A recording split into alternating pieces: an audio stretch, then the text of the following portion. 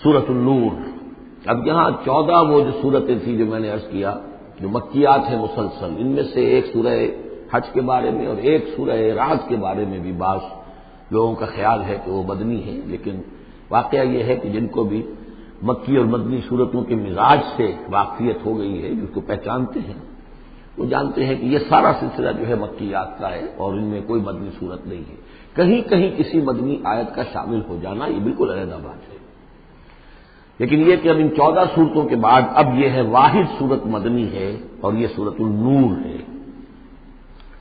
یہ سن 6 کے آس پاس نازل ہوئی ہے، سن 6 ہجری، اور اس میں ایک بہت اہم واقعہ جو آیا ہے وہ حضرت عائشہ صدیقہ رضی اللہ تعالی عنہا پر جو تہمت لگائی تھی منافقین نے، اور اس میں سب سے بڑا رول تو تھا رئیس المنافقین عبداللہ ابن ابی کا، لیکن یہ کہ اور دوسرے منافقین بھی اور ان کے ساتھ ہی کچھ سادہ لوح مسلمان بھی اس فتنے میں کہیں شریک ہو گئے تھے، متاثر ہو گئے تھے، اور یہ کافی یوں سمجھیے کہ خود حضور صلی اللہ علیہ وسلم کے لیے بھی اور حضرت عائشہ صدیقہ کے لیے تو بہت ہی زیادہ تکلیف کا اور کرب کا یہ دور رہا ہے۔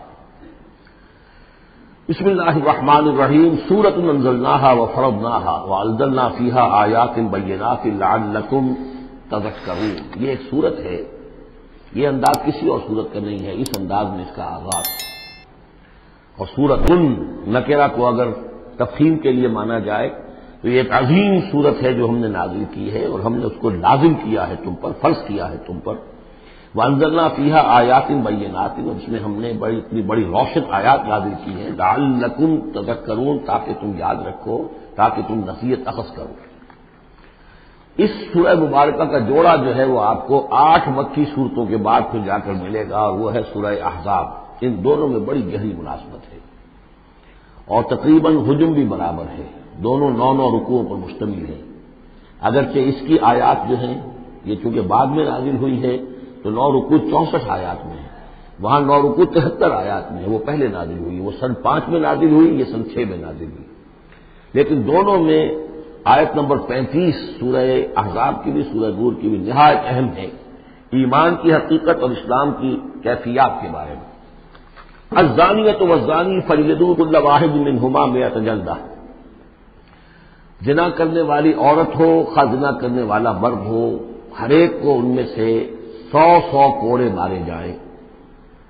ولا تأخذکم بہما رأفۃ فی دین اللہ، اور تمہیں اللہ کے اس دین کے معاملے میں نہ روک دے کوئی شے ان کے اوپر مہربانی کے راستے سے، نہ تمہیں روک لے، پکڑ لے، لا تأخذکم بہما، ان کے ساتھ نرمی اور ان کے ساتھ شفقت، فی دین اللہ، اللہ کے دین میں، یہ اللہ کا دین ہے، اللہ کی شریعت ہے، یہ اللہ کی حد ہے، اور اس حد کے اجرا میں کسی کی ہمدردی، کسی کے ساتھ تمہارا تعلق، تمہاری دل کی نرمی، تمہاری شفقت یہ کہیں آڑے نہ آ جائے۔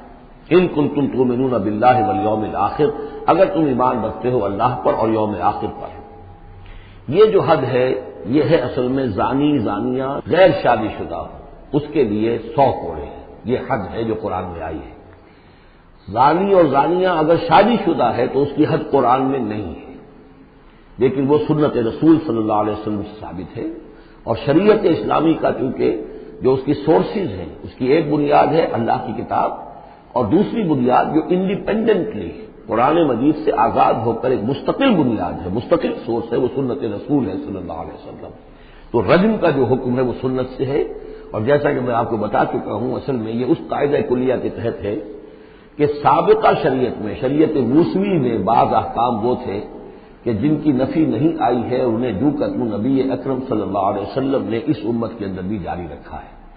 ان میں سے یہ 2 حکم جو ہے بہت اہم ہے، ایک قتل مرتد کا حکم ہے اور دوسرے زانی اور زانیہ جو شادی شدہ ہو اس کے سنسار کیے جانے کا حکم ہے۔ وَلْيَشْهَدْ عَذَابَهُمَا طَائِفَةٌ مِّنَ الْمُؤْمِنِينَ، اور چاہیے کہ جب انہیں یہ حد جاری کی جا رہی ہو، سزا دی جا رہی ہو، تو اس وقت موجود رہیں اور دیکھیں کچھ لوگ اہل ایمان میں سے، یعنی یہ پبلک میں ہو، اس لیے کہ اصل میں جو فلسفہ ہے اسلام میں جو سزاؤں کا اور تعزیرات کا، حدود کا، وہ ڈیٹرنٹ کا ہے کہ ایسی سزا ہو کہ جس سے بہت سو کو عبرت ہو جائے۔ اگر آپ نے علیحدہ جا کر کہیں کمرے کے اندر کسی کو پھانسی دے دی تو ٹھیک ہے، لوگوں کو پتہ چلا کہ مر گیا، ویسے بھی مر جاتے ہیں لوگ، حادثے میں مر جاتے ہیں، فوت ہو جاتے ہیں، لیکن یہ ہے کہ اگر سر عام ڈال پر لٹکایا گیا ہو تو اب کتنے لوگوں کو، دیکھنے والوں کو عبرت ہوگی اور ہوش ٹھکانے آ جائیں گے۔ تو یہ فلسفہ ہے اسلام کا کہ تاکہ ایک آدمی کو سزا دی جا رہی ہو تو ہزاروں کو اس سے عبرت آئے۔ الزانی لا ينکح الا زانیۃ او مشرکۃ، کسی زانی شخص کے لیے روا نہیں ہے کہ وہ شادی کرے مگر کسی زانیہ عورت سے یا مشرکہ سے۔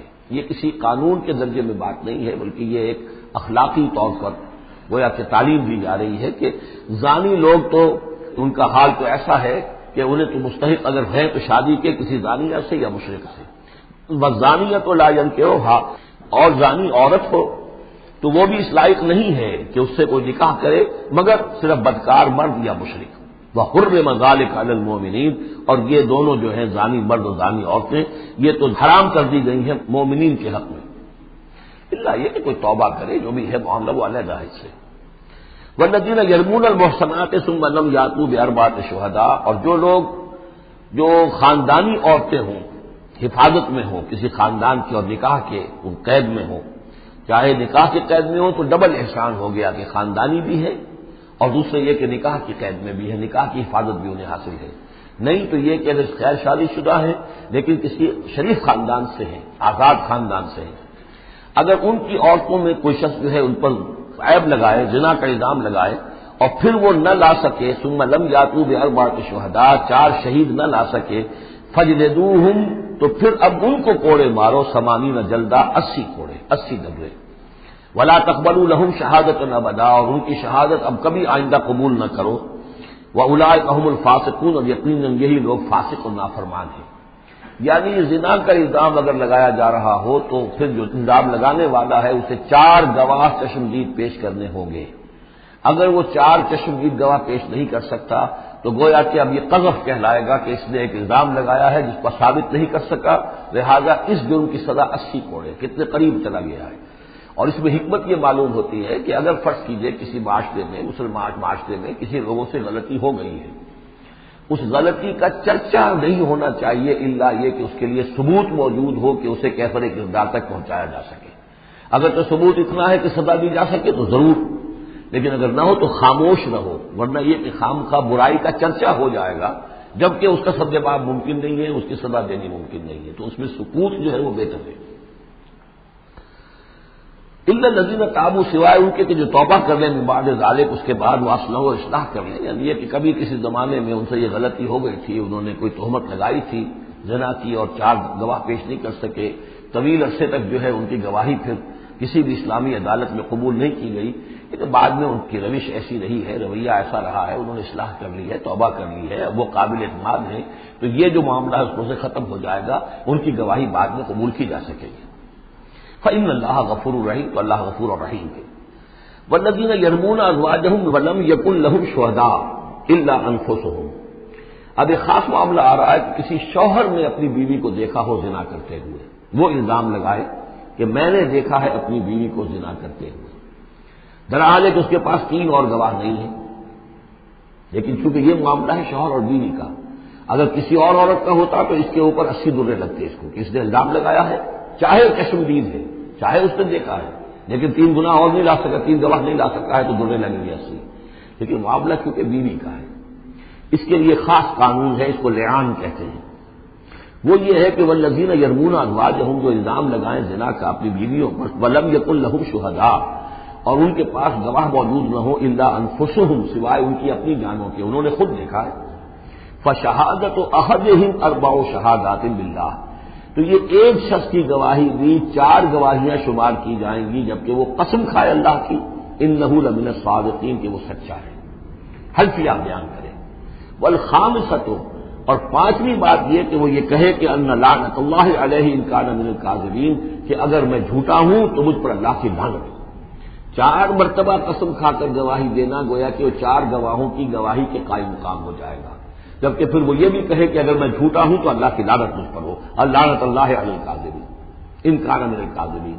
وَيَدْرَؤُ عَنْهَا الْعَذَابَ، اب عورت کیا کرے گی جس کے اوپر اس کی بیوی جو ہے اس پر جو الزام لگایا گیا ہے، اگر وہ اس پر سے عذاب ٹل جائے گی سزا اور یہ حد عورت سے، ان تشہد 4 شہادات باللہ، کہ وہ بھی قسم 4 مرتبہ کھائے اللہ کی، انہ لمن الکاذبین کہ یہ میرا شوہر جو مجھ پر الزام لگا رہا ہے جھوٹا ہے.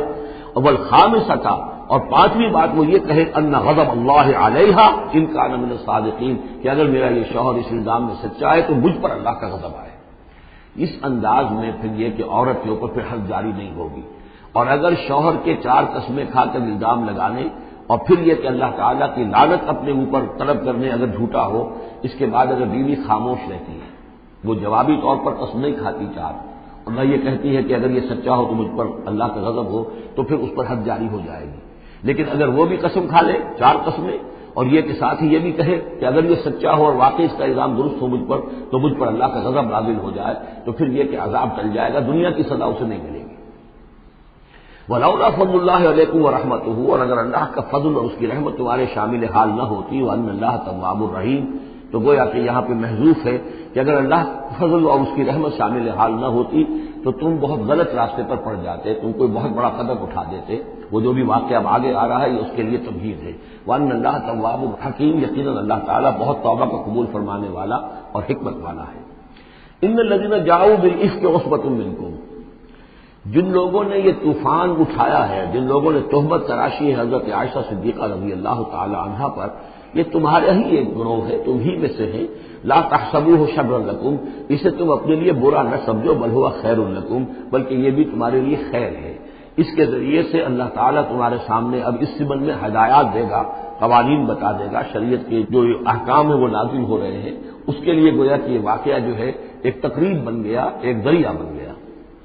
واقعہ اچھی طرح نوٹ کر دیجئے کہ غزوہ بنی مستلق میں حضور سن 6 کا ہے یہ واقعہ، ہجری کا تشریف لے گئے تھے. جب وہاں سے واپس آ رہے تھے تو جہاں رات کو ایک جگہ پر قیام تھا اور حضرت عائشہ صدیقہ جو ہے ایک ہودج میں علیحدہ ہوتی تھی، جیسے جس کو کہ اٹھا کر جو لوگ آتے تھے حمال کو اٹھا کر اسے اونٹ پر رکھ دیتے تھے اور جہاں پر پڑا ہوا وہ ہودج اونٹ پر سے اتار کر نیچے رکھ دیا. تو رات کو کہیں قضائے حاجت کے لیے نکلی، پیشاب وغیرہ کی حاجت ہوئی، وہ کہیں گئی، وہاں کچھ دیر لگ گئی اور دیکھا واپس آ کر تو کہیں ہار اپنا گر گیا تھا. اس ہار کو دیکھنے کے لیے واپس گئی. اتنی دیر میں وہ حمال آئے اور حضرت عائشہ بہت دبلی پتلی تھی، انہیں اندازہ نہیں ہوا کہ اس ہودج میں اس وقت ام المومنین موجود نہیں ہے. انہوں نے اٹھایا اور وہ کوچ کا وقت ہو گیا تھا، اونٹ کے اوپر رکھا اور قافلہ چل گیا. اب یہ آئیں واپس تو اب دیکھا کہ وہ تو قافلہ جا چکا ہے. ہکا بکا کیا کریں، تنہا ہے، رات کا وقت ہے. اس وقت انہوں نے بڑی عقل مندی سے کام لیا کہ اب اگر میں قافلے کے پیچھے دوڑی چلی تو پتہ نہیں میں کسی غلط راستے پر مڑ جاؤں اور پھر وہ تلاش بھی نہیں کر سکیں گے مجھے، تو بہتر یہ کہ میں یہیں پر بیٹھی رہوں تاکہ انہیں جب بھی خیال ہوگا کہ اس ہودج کے اندر جو ہے ام المومنین عائشہ صدیقہ موجود نہیں ہے تو وہ تلاش میں پھر یہیں آئیں گے. تو وہاں بیٹھی ہوئی تھی، رات کا وقت تھا، نیند آلود ہو گئی، اس سے آپ کا چہرہ بھی کھل گیا. تو ایک صاحب تھے صحابہ میں سے صفوان ابن معطل، ان کی ڈیوٹی یہ ہوتی تھی کہ وہ لشکر کے پیچھے پیچھے چلتے تھے. لشکر چل رہا ہے تو ذرا فاصلے سے کہ کہیں کوئی گری پڑی چیز رہ گئی ہو، کہیں کوئی بیمار ہو وہ چل نہ پایا ہو لشکر کے ساتھ رہ گیا ہو پیچھے، تو پیچھے وہ دیکھ بھال کرتے ہوئے آتے تھے. انہیں دور سے نظر آیا کہ یہاں کوئی لکڑی سی پڑی ہے کوئی، تو جا کر دیکھا، حضرت عائشہ کو پہچان لیا.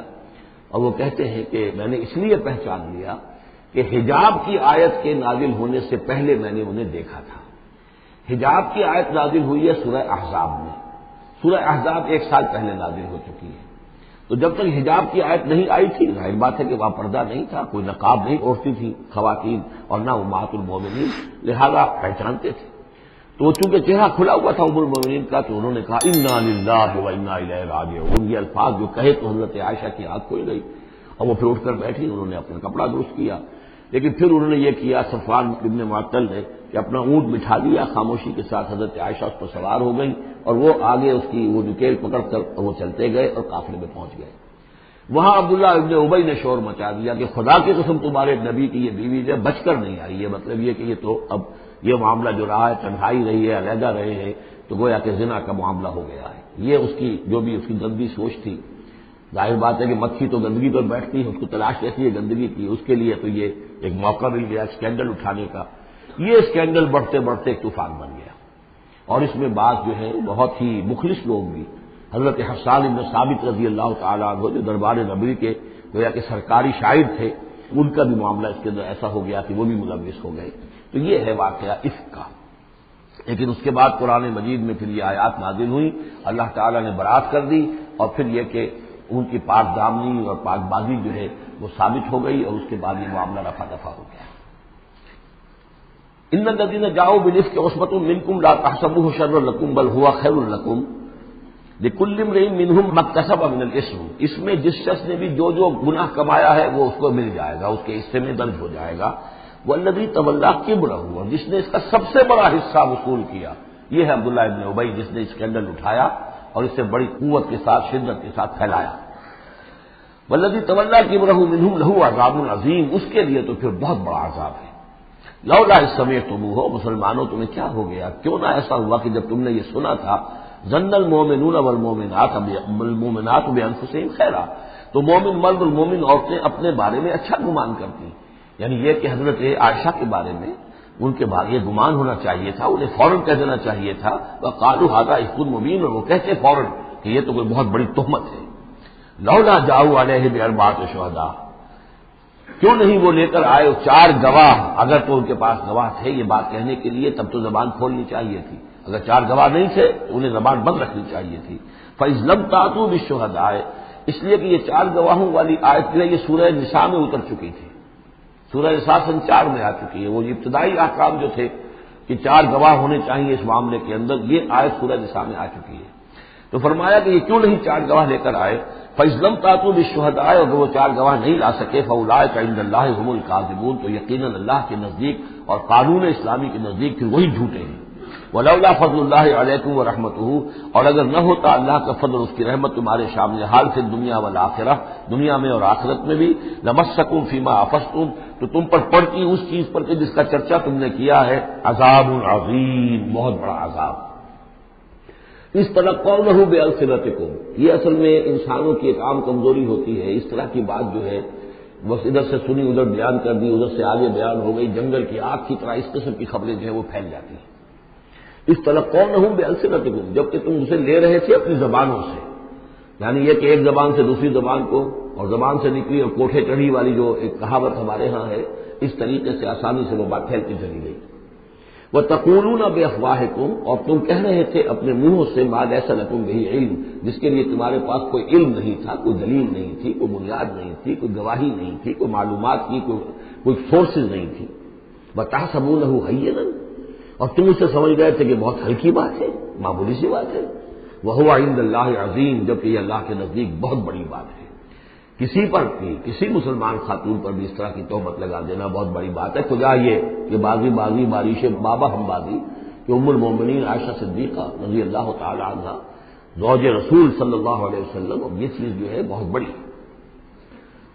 وَلَوْلَا إِذْ سَمِعْتُمُوهُ قُلْتُم مَّا يَكُونُ لَنَا أَن نَّتَكَلَّمَ بِهَٰذَا، کیوں نہ ایسا ہوا کہ جب تم نے یہ سنا تھا تو تم کہتے کہ ہمارے لیے بالکل جائز نہیں ہے کہ ہم یہ بات زبان سے نکالیں۔ سبحانک، اللہ تو پاک ہے، ھذا بہتان عظیم، یقیناً یہ بہت بڑا بہتان ہے۔ یعظکم اللہ ان تعودوا لمثلہ، اللہ تعالیٰ تمہیں نصیحت کر رہا ہے مبادا تم دوبارہ پھر اس قسم کی کسی معاملے کے اندر اسی طریقے سے اعادہ کرو اور دوبارہ اسی کوئی حرکت کرو، ابداً کبھی بھی، ان کنتم مؤمنین، اگر تم مومن ہو۔ ویبین اللہ لکم الآیات، اور اللہ تعالیٰ تمہارے لیے اپنی آیات کو واضح کر رہا ہے، واللہ علیم الحکیم، اللہ علیم اور حکیم ہے۔ ان الذین یحبون ان تشیع الفاحشۃ فی الذین آمنوا لہم عذاب علیم، بے شک وہ لوگ جو یہ چاہتے ہیں کہ اہل ایمان میں بے حیائی کا چرچا ہو جائے تو ان لوگوں کے لیے بہت دردناک عذاب ہے۔ ایک تو یہ کہ بے حیائی پھیل جائے، تشیع الفاحشہ شائع ہو جائے، بے حیائی عام ہو جائے، جو لوگ اس کے لیے، اب ظاہر بات ہے کہ آج کل تو کاروبار کے لیے، اپنے اخبار بیچنے کے لیے، اس کی اشاعت بڑھانے کے لیے نئی سے نئی قسم کی رنگین تصویریں شائع کی جا رہی ہیں، یہ سارا کچھ ہو رہا ہے۔ کسی شے کا اشتہار دینا ہو، عورت کی تصویر ساتھ ہوگی، یہ سارا کچھ جو ہو رہا ہے، تو یہ لوگ کون ہے کہ جو اس بے حیائی کو، بے پردگی کو یہ در حقیقت اس معاشرے میں پھیلا رہے ہیں۔ تو وہ لوگ کہ جو چاہتے ہیں کہ معاشرے کے اندر بے حیائی پھیلے، اور ایک اس کا مفہوم یہ بھی ہے کہ اگر کہیں ایسی کوئی غلط حرکت ہوئی ہے اور اس کا چرچا ہو گیا، یہ آج ہمارے اخبارات کے اندر بہت بڑے پیمانے پر ہو رہا ہے، یہ اسکینڈل شائع کر دیتے ہیں۔ اب وہ بات صحیح بھی ہے یا نہیں، غلط ہے تب بھی، لیکن ایک بات ہے اس کا چرچا ہو گیا، پوری دنیا کے اندر پہنچ گئی۔ اب ظاہر بات ہے کہ بچے بھی پڑھتے ہیں، بچیاں بھی پڑھتی ہیں، ان کے لیے تو گویا کہ یہ ایک ان کی معلومات کا ایک کھاتا کھل گیا کہ ایسا بھی ہوتا ہے، جس طریقے سے آج کل ہو رہا ہے معاملہ، اس کے جس طریقے سے اخبارات میں شائع کیا جا رہا ہے، تو اس کی اس اشاعت کے اندر خرابی کا پہلو زیادہ ہے، مضر پہلو زیادہ ہے۔ اگر ہے بھی ایسا معاملہ، اگر تو سزا کے قابل ہے تو گواہی دو اور سزا دلواؤ، اور ایسی سزا ہو کہ جس سے ایک کو سزا ہو اور ہزاروں کو ہوش آ جائے، اور اگر نہیں ہے تو خاموش ہو۔ اس کے اوپر زبان بولنا بھی جو ہے در حقیقت بہت بڑا جرم ہے۔ ان الذين يحبون ان تشيع الفاحشة في الذين آمنوا لهم عذاب أليم في الدنيا والآخرة، دنیا میں بھی اور آخرت میں بھی۔ واللہ یعلم وانتم لا تعلمون، اللہ جانتا ہے اور تم نہیں جانتے۔ ولولا فضل اللہ علیکم ورحمتہ، اور اگر اللہ کا فضل نہ ہوتا تم پر اور اس کی رحمت نہ ہوتی تو یہ تو طوفان ایسا اٹھا تھا کہ اس کے بڑے دور تک نتائج نکل سکتے تھے، یہ محذوف ہے۔ وان اللہ رؤوف الرحیم، تو اللہ بہت رؤوف ہے اور رحیم ہے۔ یا ایھا الذین آمنوا لا تتبعوا خطوات الشیطان، اہل ایمان شیطان کے نقش قدم کی پیروی نہ کرو۔ ومن یتبع خطوات الشیطان، جو کوئی بھی شیطان کے نقوش پا کی پیروی کرے گا فإنہ یأمر بالفحشاء والمنکر، تو شیطان تو اسے حکم دے گا، وہ تو حکم دیتا ہے بے حیائی کا اور منکر کا، بری بات کا۔ ولولا فضل اللہ علیکم ورحمتہ، اور اگر نہ ہوتا اللہ کا فضل اور اس کی رحمت تمہاری شامل حال، ما زکا منکم من احد ابدا، تم میں سے کوئی ایک انسان بھی کبھی پاک نہ ہو سکتا۔ اللہ تعالیٰ کا فضل ہے، اللہ کی رحمت ہے۔ ایک شخص سے غلطی ہو جاتی ہے، اللہ پردہ پڑا رہنے دیتا ہے تو اس کے اندر اصلاح کا مادہ پیدا ہو جاتا ہے۔ ایک دفعہ آدمی ننگا ہو جائے تو پھر ڈھیٹ ہو جاتا ہے۔ اس سے یہ کہ اللہ تعالیٰ جو ہے ان چیزوں کے اندر اس کی بڑی حکمت ہے کہ اگر کوئی غلطی ہو گئی ہے فوراً نہیں پکڑتا، وہ اس کو مہلت دیتا ہے، اصلاح کرے۔ ولولا فضل اللہ علیکم ورحمتہ، اگر نہ ہوتا اللہ کا فضل تم پر اور اس کی رحمت، ما زکا منکم من احد ابدا، تم میں سے کوئی بھی کبھی نیک اور پارسا نہ بن سکتا اور پاک نہ ہو سکتا۔ ولکن اللہ یزکی من یشاء، بلکہ یہ تو اللہ تعالیٰ ہی پاک کرتا ہے جس کو چاہتا ہے۔ واللہ سمیع علیم، اللہ سمیع علیم ہے۔ ولا یأتل اولو الفضل منکم والسعة ان یؤتوا اولی القربى والمساکین والمہاجرین فی سبیل اللہ، اس آیت کی بھی شان نزول ہے کہ حضرت ابو بکر صدیق رضی اللہ تعالیٰ عنہ کے ایک یا تو بھانجے تھے یا خالہ زاد بھائی تھے، حضرت مصطح۔ یہ حضرت مصطح جو غریب آدمی تھے اور حضرت ابو بکر ان کی مدد کیا کرتے تھے، پیسے سے، مال سے ان کی ضرورت جو ہے پوری کرتے تھے۔ لیکن یہ مصطح بھی اس میں شریک ہو گئے۔ حضرت عائشہ صدیقہ رضی اللہ تعالیٰ عنہ پر جو تہمت کا معاملہ چلا تو حضرت ابو بکر کو جب معلوم ہوا کہ مصطح بھی اس معاملے کے اندر شریک ہے تو پھر غصے میں آ کے ان کا قسم کھا لی کہ میں اب اس کے ساتھ کبھی کوئی بھلائی نہیں کروں گا، اس نے اتنی بڑی غلطی کی ہے اور اس معاملے کے اندر میری بیٹی کا معاملہ ہے اور اس میں اس کو یہ خیال نہیں آیا کہ میں اس کے ساتھ کتنا کچھ احسان کرتا ہوں، اس کے اندر جو ہے وہ خود بھی شریک ہو گیا۔ اس پر اللہ تعالیٰ کی طرف سے گرفت آ رہی ہے کہ نہیں ابو بکر یہ ٹھیک نہیں ہے، جو بھی اس سے غلطی ہوئی، لیکن تم جو نیک کام کر رہے تھے اس کا کیوں قسم کھاتے ہو کہ اس کے اندر تم مدد نہیں کرو گے۔ ولا یأتل اولو الفضل منکم، اور نہ قسم کھائیں جو فضل والے ہیں، درجے والے ہیں تم میں سے، جن میں اللہ نے فضیلت دی ہے، نیکی میں بھی، ایمان میں بھی فضیلت دی ہے، دولت میں بھی فضیلت دی ہے، وسعت، اور جنہیں کشادگی دی ہے، مال کی کشادگی دی ہے، ان یؤتوا اولی القربى، کہ وہ کوئی صلہ رحمی کریں اپنے قرابت داروں کے ساتھ، کچھ دیں مال اور صدقہ و خیرات دیں اپنے قرابت داروں کو، والمساکین والمہاجرین، اور محتاجوں کو اور وطن چھوڑنے والے مہاجرین کو، فی سبیل اللہ، اللہ کی راہ میں، تو یہ قسم نہ کھائیں۔ ولیعفوا ولیصفحوا، انہیں چاہیے کہ معاف کر دیں اور درگزر سے کام لیں۔ الا تحبون ان یغفر اللہ لکم، کیا تم یہ نہیں چاہتے کہ اللہ تمہیں معاف کرے؟ یعنی اے ابو بکر اگر تم یہ چاہتے ہو، تم سے بھی تو کوئی خطا آخر ہو جاتی ہے، اللہ معاف فرماتا ہے، کیا تم نہیں چاہتے کہ اللہ تمہاری خطاؤں سے درگزر کرے؟ الا تحبون ان یغفر اللہ لکم، کیا تم نہیں پسند کرتے اس کو کہ اللہ تمہیں معاف کرے؟ اس پر اس آیت کو سنتے ہی حضرت ابو بکر صدیق کے الفاظ یہ نقل کیے گئے، بلا یا ربنا انا نحب، کیوں نہیں پروردگار، ہم ضرور چاہتے ہیں کہ تو ہمیں معاف فرما دے۔ انہوں نے اپنی قسم کا کفارہ دیا اور اس کے بعد جو بھی وہ کرتے تھے ان کے ساتھ بھلائی اور نیکی اس سلسلے کو جاری کر دیا۔ واللہ غفور رحیم، اور اللہ تعالی غفور ہے اور رحیم ہے۔ ان الذین یرمون المحصنات الغافلات المؤمنات، یقیناً وہ لوگ کہ جو تہمت لگاتے ہیں ان پاک دامن عورتوں پر کہ جو غافل ہیں، جن کو ان چیزوں کا ہوش بھی نہیں ہے، جن کا گمان بھی ادھر نہیں گیا، المومنات اہل ایمان میں سے، لعنوا فی الدنیا، ایسی معصوم اور پاک دامن عورتوں پر جو تہمت لگانے والے ہیں ان پر پھٹکار ہے دنیا میں بھی اور آخرت میں بھی، ولہم عذاب عظیم، اور ان کے لیے بہت بڑا عذاب ہے۔ یوم تشہد علیہم السنتہم وایدیہم، جس دن کے ان کے خلاف گواہی دیں گے، تشہد علیہم، علی کو نوٹ کر لیجیے، جس دن کے ان کے خلاف گواہی دیں گے، السنتہم ان کی اپنی زبانیں گواہی دیں گی، وایدیہم ان کے اپنے ہاتھ گواہی دیں گے، وارجلہم اور ان کے پاؤں گواہی دیں گے، بما کانوا یعملون، اب جو کچھ عمل وہ کر رہے تھے۔ یہ ہاتھ ہمارے پاس اللہ کی امانت ہے، میں اس سے غلط کام کر رہا ہوں تو یہ انڈر پروٹیسٹ میرا حکم تو مان رہا ہے، اس لیے کہ اللہ تعالیٰ نے مجھے میرے حوالے سے کیا ہوا ہے، لیکن اس کے اندر پروٹیسٹ ہے، قیامت کے دن یہی میرے خلاف مقدمہ کرے گا، پروردگار تو نے مجھے اس کے حوالے کیا تھا اور یہ مجھ سے میرے ذریعے سے غلط کام کرتا رہا۔ یہ پاؤں جو ہے ہمارے خلاف گواہی دیں گے کہ پروردگار ہم اس کے تابع تھے، اس کے حکم کے مطابق چل رہے تھے، یہ بدبخت ہمیں چوری کرنے کے لیے جاتا تھا تو اس کے لیے استعمال کرتا تھا، یا کوئی اور برا کام کرنے کے لیے ہمیں استعمال کرتا تھا۔ یومئذ یوفیہم اللہ دینہم الحق، اس دن اللہ تعالیٰ ان کا پورا پورا بدلہ ان کو دے دے گا۔ یہ دین کے لفظ کو یہاں نوٹ کیجئے، دین بدلے کو کہتے ہیں، دین مالک یوم الدین، جزا و سزا کے دن کا مالک، بدلے کا دن۔ وَيَعْلَمُونَ أَنَّ اللَّهَ هُوَ الْحَقُّ الْمُبِينُ، اور وہ جان لیں گے کہ اللہ تعالیٰ ہی ہے الحق، سچا اور ہر بات کو کھول کر بیان کر دینے والا۔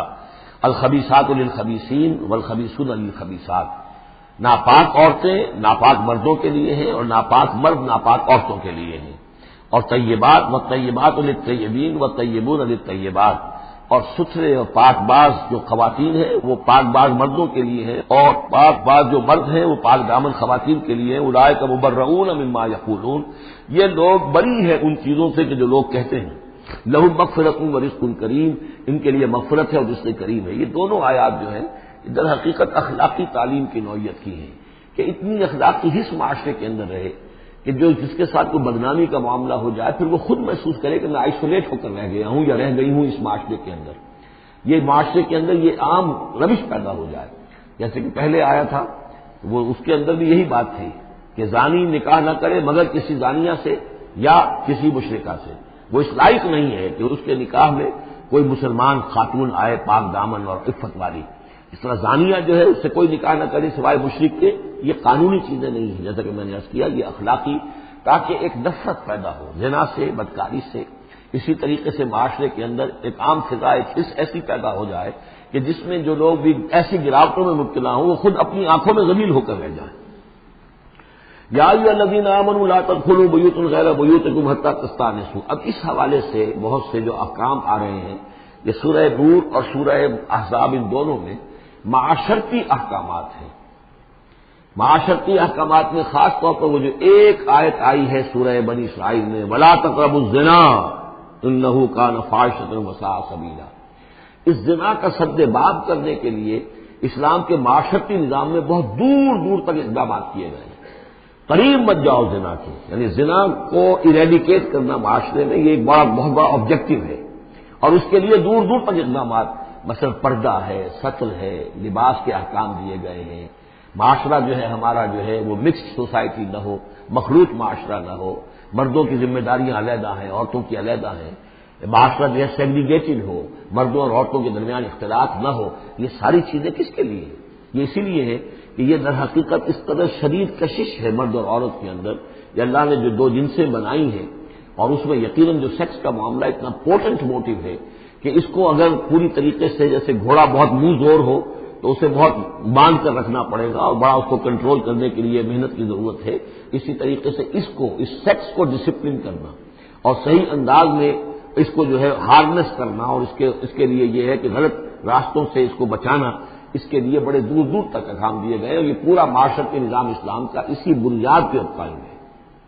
اب اسی میں سے مثلاً یہ گھر کی پرائیویسی بھی ہے، ایک گھر ہے، گھر میں ایک شوہر ہے، اس کی بیوی ہے، اب آپ فوراً چلے گئے سیدھے گھر کے اندر، نہیں، اے اہل ایمان مت داخل ہوا کرو گھروں میں اپنے گھروں کے سوا، حتیٰ تستانسوا، یہاں تک کہ بول چال کر لو، اجازت لے لو، وتسلموا علی اہلہا، اور اذن لینے کی اس وقت جو ہوتی تھی شکل وہ یہی کہ جا کر دروازے پر کہو السلام علیکم، معلوم ہوا کہ کوئی صاحب ہیں کہ جو آئے ہیں ملنا چاہتے ہیں اور اندر آنا چاہتے ہیں، اب اس کے بعد یہ کہ وہ اپنی آئیڈینٹی دیں اور پھر ان کو آنے کی اجازت دی جائے، یہ نہیں کہ بے گھر چلے جا رہے ہیں۔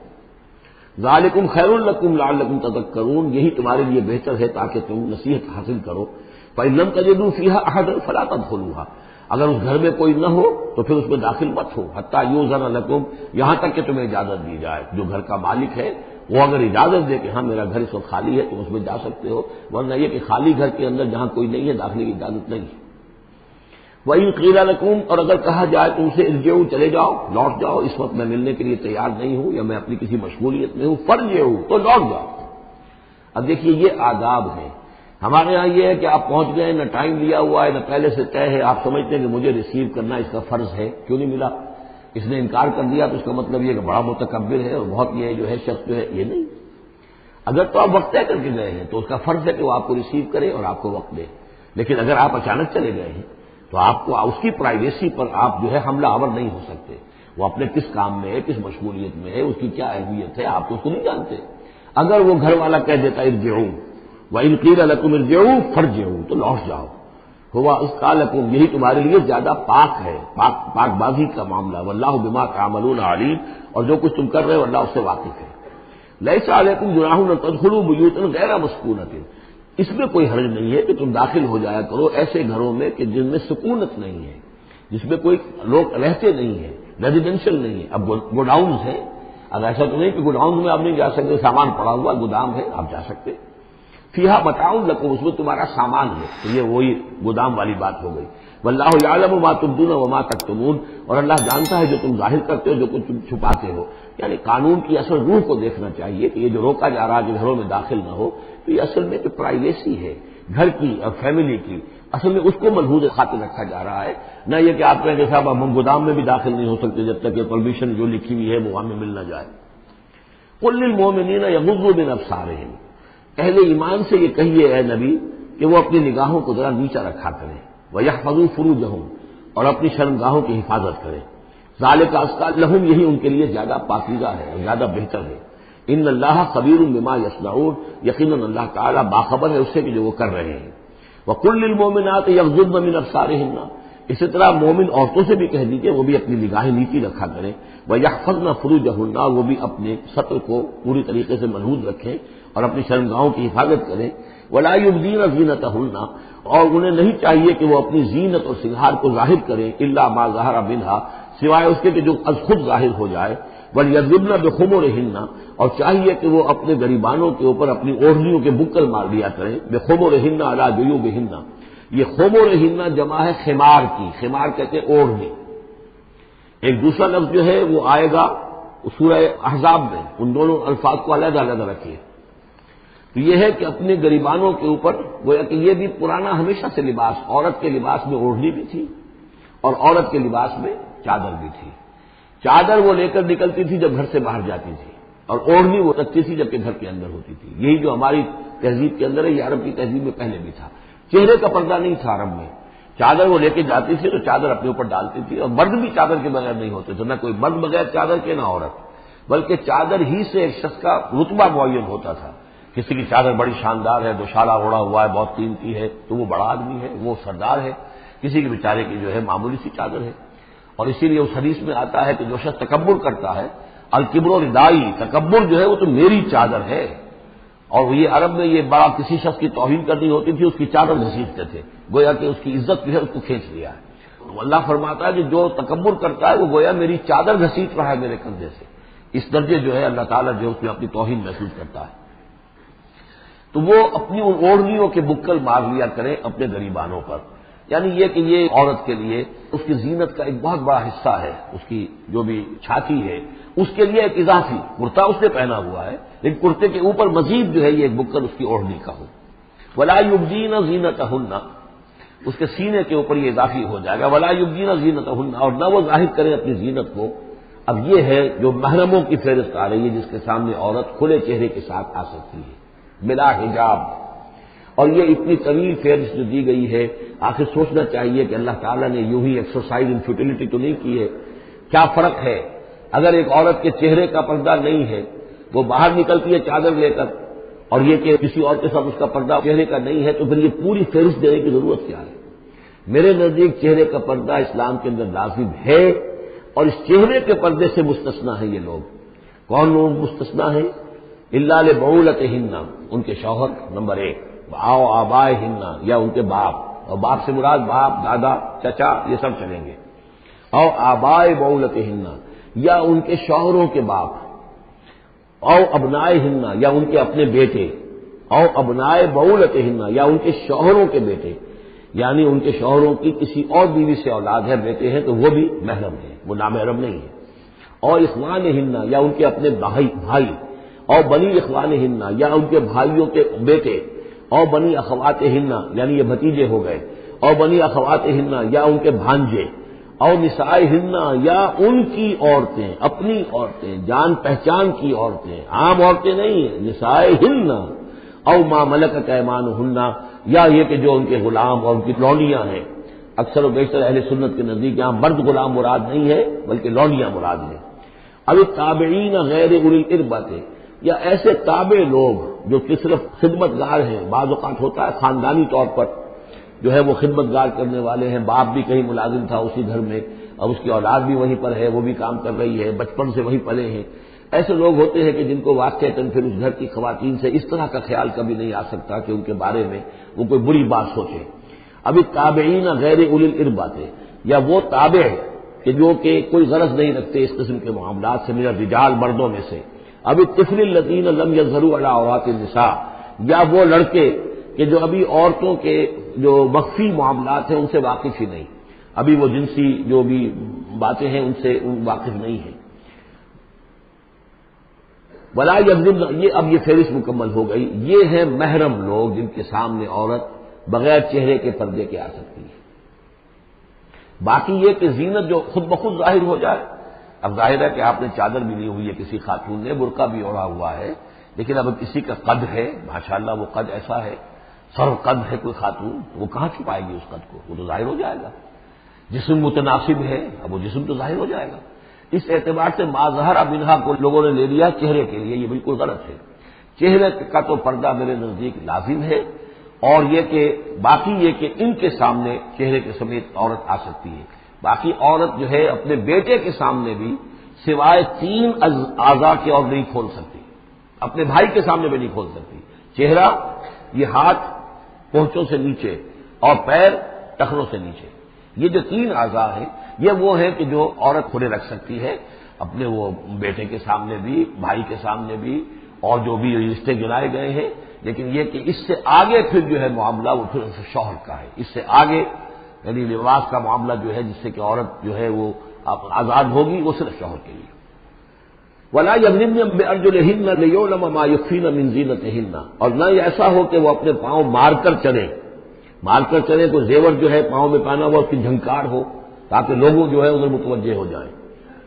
لیعلم ما یخفین من زینتہن، تاکہ لوگوں کے علم میں آ جائے کہ کیا انہوں نے چیز چھپائی ہوئی ہے اپنی زینت میں سے، کیا زیورات پہنے ہوئے ہیں۔ وَتُوبُوا إِلَى اللَّهِ جَمِيعًا أَيُّهَا الْمُؤْمِنُونَ، اور اے اہل ایمان سب کے سب مل کر اللہ کی جناب میں توبہ کرو، لعلکم تفلحون، تاکہ تم فلاح پاؤ۔ وَأَنكِحُوا الْأَيَامَ مِنكُمْ، اور دیکھو اپنی بیواؤں کی شادیاں کر دیا کرو۔ وَالصَّالِحِينَ مِنْ عِبَادِكُمْ، یہ بھی اب ایک بہت اہم ہے بات۔ ہندوانہ ہمارا معاشرہ جو ہے وہ بیوہ کی شادی جو ہے وہ تو جائز بھی نہیں سمجھتا، یا بہت ہی یوں سمجھیے کہ اس کے نزدیک بہت ہی ناپسندیدہ بات ہے، اور ہمارے ہاں بھی یہ ہو گیا ہے۔ حالانکہ یہاں حکم ہے انکحوا الایام منکم، بیواؤں کی شادیاں کر دیا کرو۔ والصالحین من عبادکم و امائکم، اور تمہاری جو بانیاں ہوں، غلام ہوں، ان میں سے بھی جو سمجھدار ہوں، جن کے کردار کے بارے میں تمہیں اعتماد ہو، ان کی بھی شادیاں کر دیا کرو۔ ایک کی کنیز ہے، ایک کا غلام ہے، ان کی شادی ہو جائے۔ اب ظاہر بات ہے وہ کنیز جو ہے اپنے آقا کے، اب اس کے ساتھ وہ تمتع نہیں کر سکے گا، اس لیے کہ اس نے اجازت دے دی ہے کہ اس کی کنیز کی شادی ہو گئی ہے کسی غلام کے ساتھ۔ وَالصَّالِحِينَ مِنْ عِبَادِكُمْ وَإِمَائِكُمْ إِنْ يَكُونُوا فُقَرَاءَ، اگر وہ فقیر ہوں گے، مہر وغیرہ دینے کی ان کے اندر ہمت نہیں ہے، صلاحیت نہیں ہے، يُغْنِهُمُ اللَّهُ مِنْ فَضْلِهِ، تو ہو اللہ تعالیٰ ہو سکتا ہے کہ ان کو اپنے فضل سے غنی کر دے۔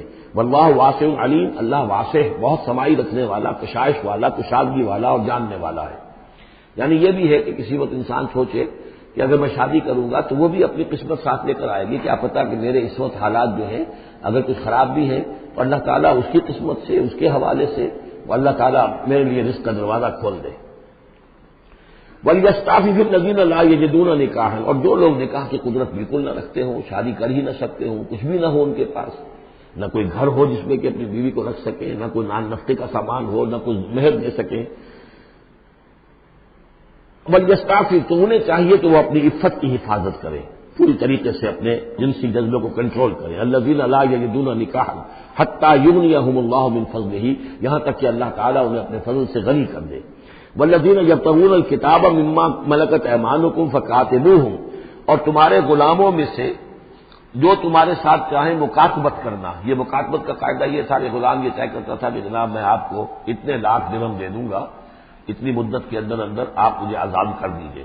تو یہ معاہدہ ہو گیا، اب وہ آزاد ہو گیا، لیکن آزادی اسی میں ہے کہ اسے وہ رقم اتنی عرصے کے اندر ادا کرنی ہے. اب وہ کمائے گا، محنت کرے گا، کوشش کرے گا اور وہ رقم ادا کر دے گا. یہ مکاتبت تھی.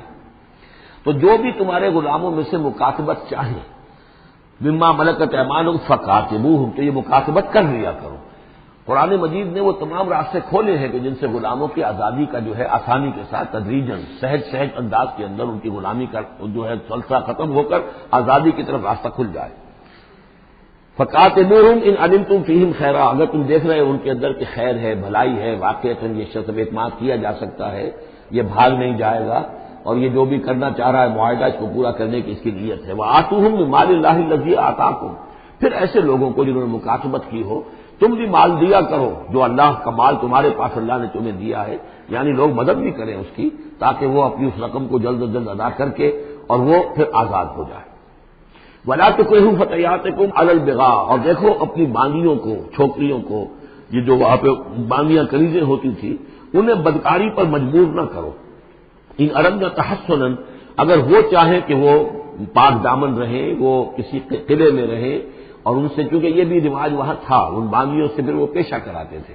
اب یہ اصل میں اصلاح ہو رہی ہے اس معاشرے کی، اور اس کے اندر ان چیزوں کو رفتہ رفتہ روکا جا رہا ہے. جیسے سورہ نساء میں آیا تھا، ایسا بھی ہوتا تھا کہ باپ کی بیویاں جو ہیں اپنی جو سوتیلی مائیں ہیں انہیں اپنے گھر میں ڈال دیا، لیکن یہ ساری چیزیں رفتہ رفتہ ایک ایک کر کے پھر کی بندش ہوئی ہے. تو وہ اپنی اولونیوں سے پیشہ کراتے تھے اور کمائی خود کھاتے تھے. تو فرمایا یہ بہت غلط ہے. لتبتغوا عرض الحیات الدنیا، تاکہ تم حاصل کرو دنیا کی زندگی کا سامان. ومن یکرہن فإن اللہ من بعد اکراہہن غفور رحیم، اور اگر کوئی ان کو مجبور کرے گا اس کام کے لیے تو اللہ تعالیٰ ان کی اس مجبوری کی بنا پر ان کے حق میں غفور اور رحیم ہوگا. تم پر وبال آئے گا، جو کام یہ غلط کروائے گا وبال اس پر آئے گا. اگر وہ خود جو ہے مجبوراً کر رہی ہے اور وہ اس کے لیے ذہناً تیار نہیں ہے تو بہرحال اللہ اس کے حق میں غفور اور رحیم ہوگا.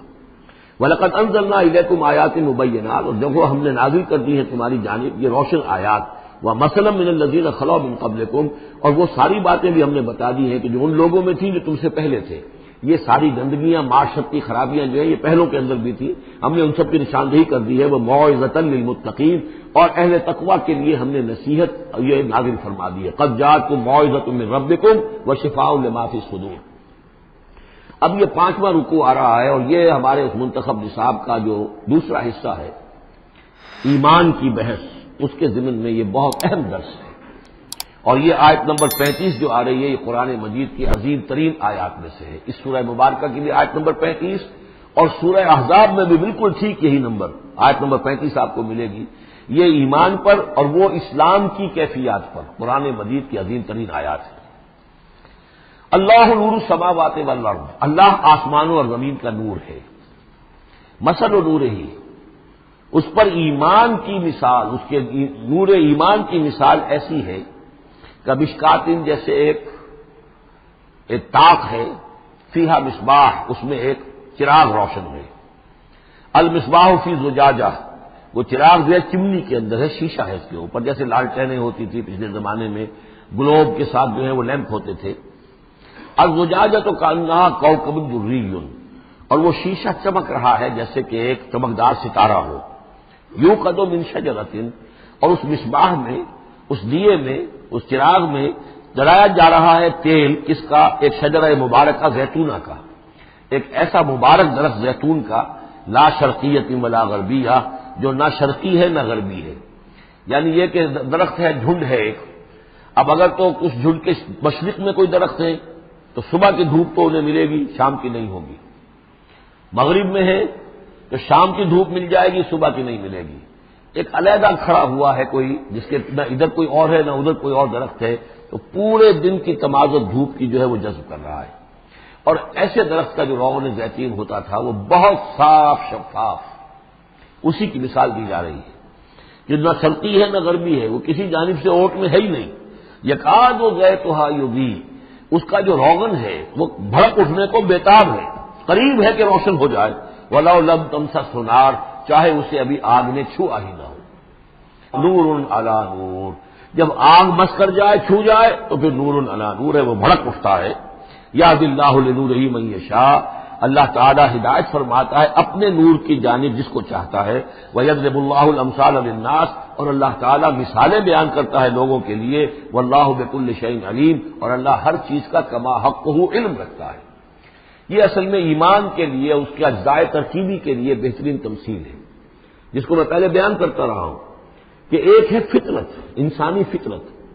اگر فطرت سلیم ہے تو اس کے اندر یہ ایمانی حقائق موجود ہیں، معرفت خداوندی موجود ہے۔ البتہ اس پر کوئی پردے آ گئے ہیں، اس کے اوپر جو ہے کچھ غلاف پڑ گئے ہیں، اور جب آتی ہے وہی وہ اس کو ایکٹیویٹ کرتی ہے۔ آیات الہیہ جو ہیں، آیات قرآنیہ، وہ اندر کے جو ڈورمنٹ اس کی کانشیسنس ہے ایمان کی، اس کو ایکٹیویٹ کر کے شعور پر لے آتی ہے۔ اس کو یوں سمجھے کہ جیسے تیل ہے۔ اب تیل ایک ہے کڑوا تیل، جس سے کہ ہم دیے کبھی جلایا کرتے تھے، اب تو شاید ہی کہیں آپ نے دیکھا ہو دیا کس کو کہتے ہیں، لیکن اس میں وہ کڑوا تیل جو جلتا تھا تو کڑوا تیل خود آگ نہیں پکڑ سکتا، اس میں بتی ڈالنی پڑتی تھی، کوئی کپڑے کی بتی ہے بٹکر یا یہ کہ وہ روئی کی بتی بنائی ہے، اس بتی کا اس پھر آگ لگاتے تھے تو چل تو رہا ہے تیل، لیکن بواسطہ بتی، براہ راست وہ تیل جلنے کی پوزیشن میں نہیں ہے۔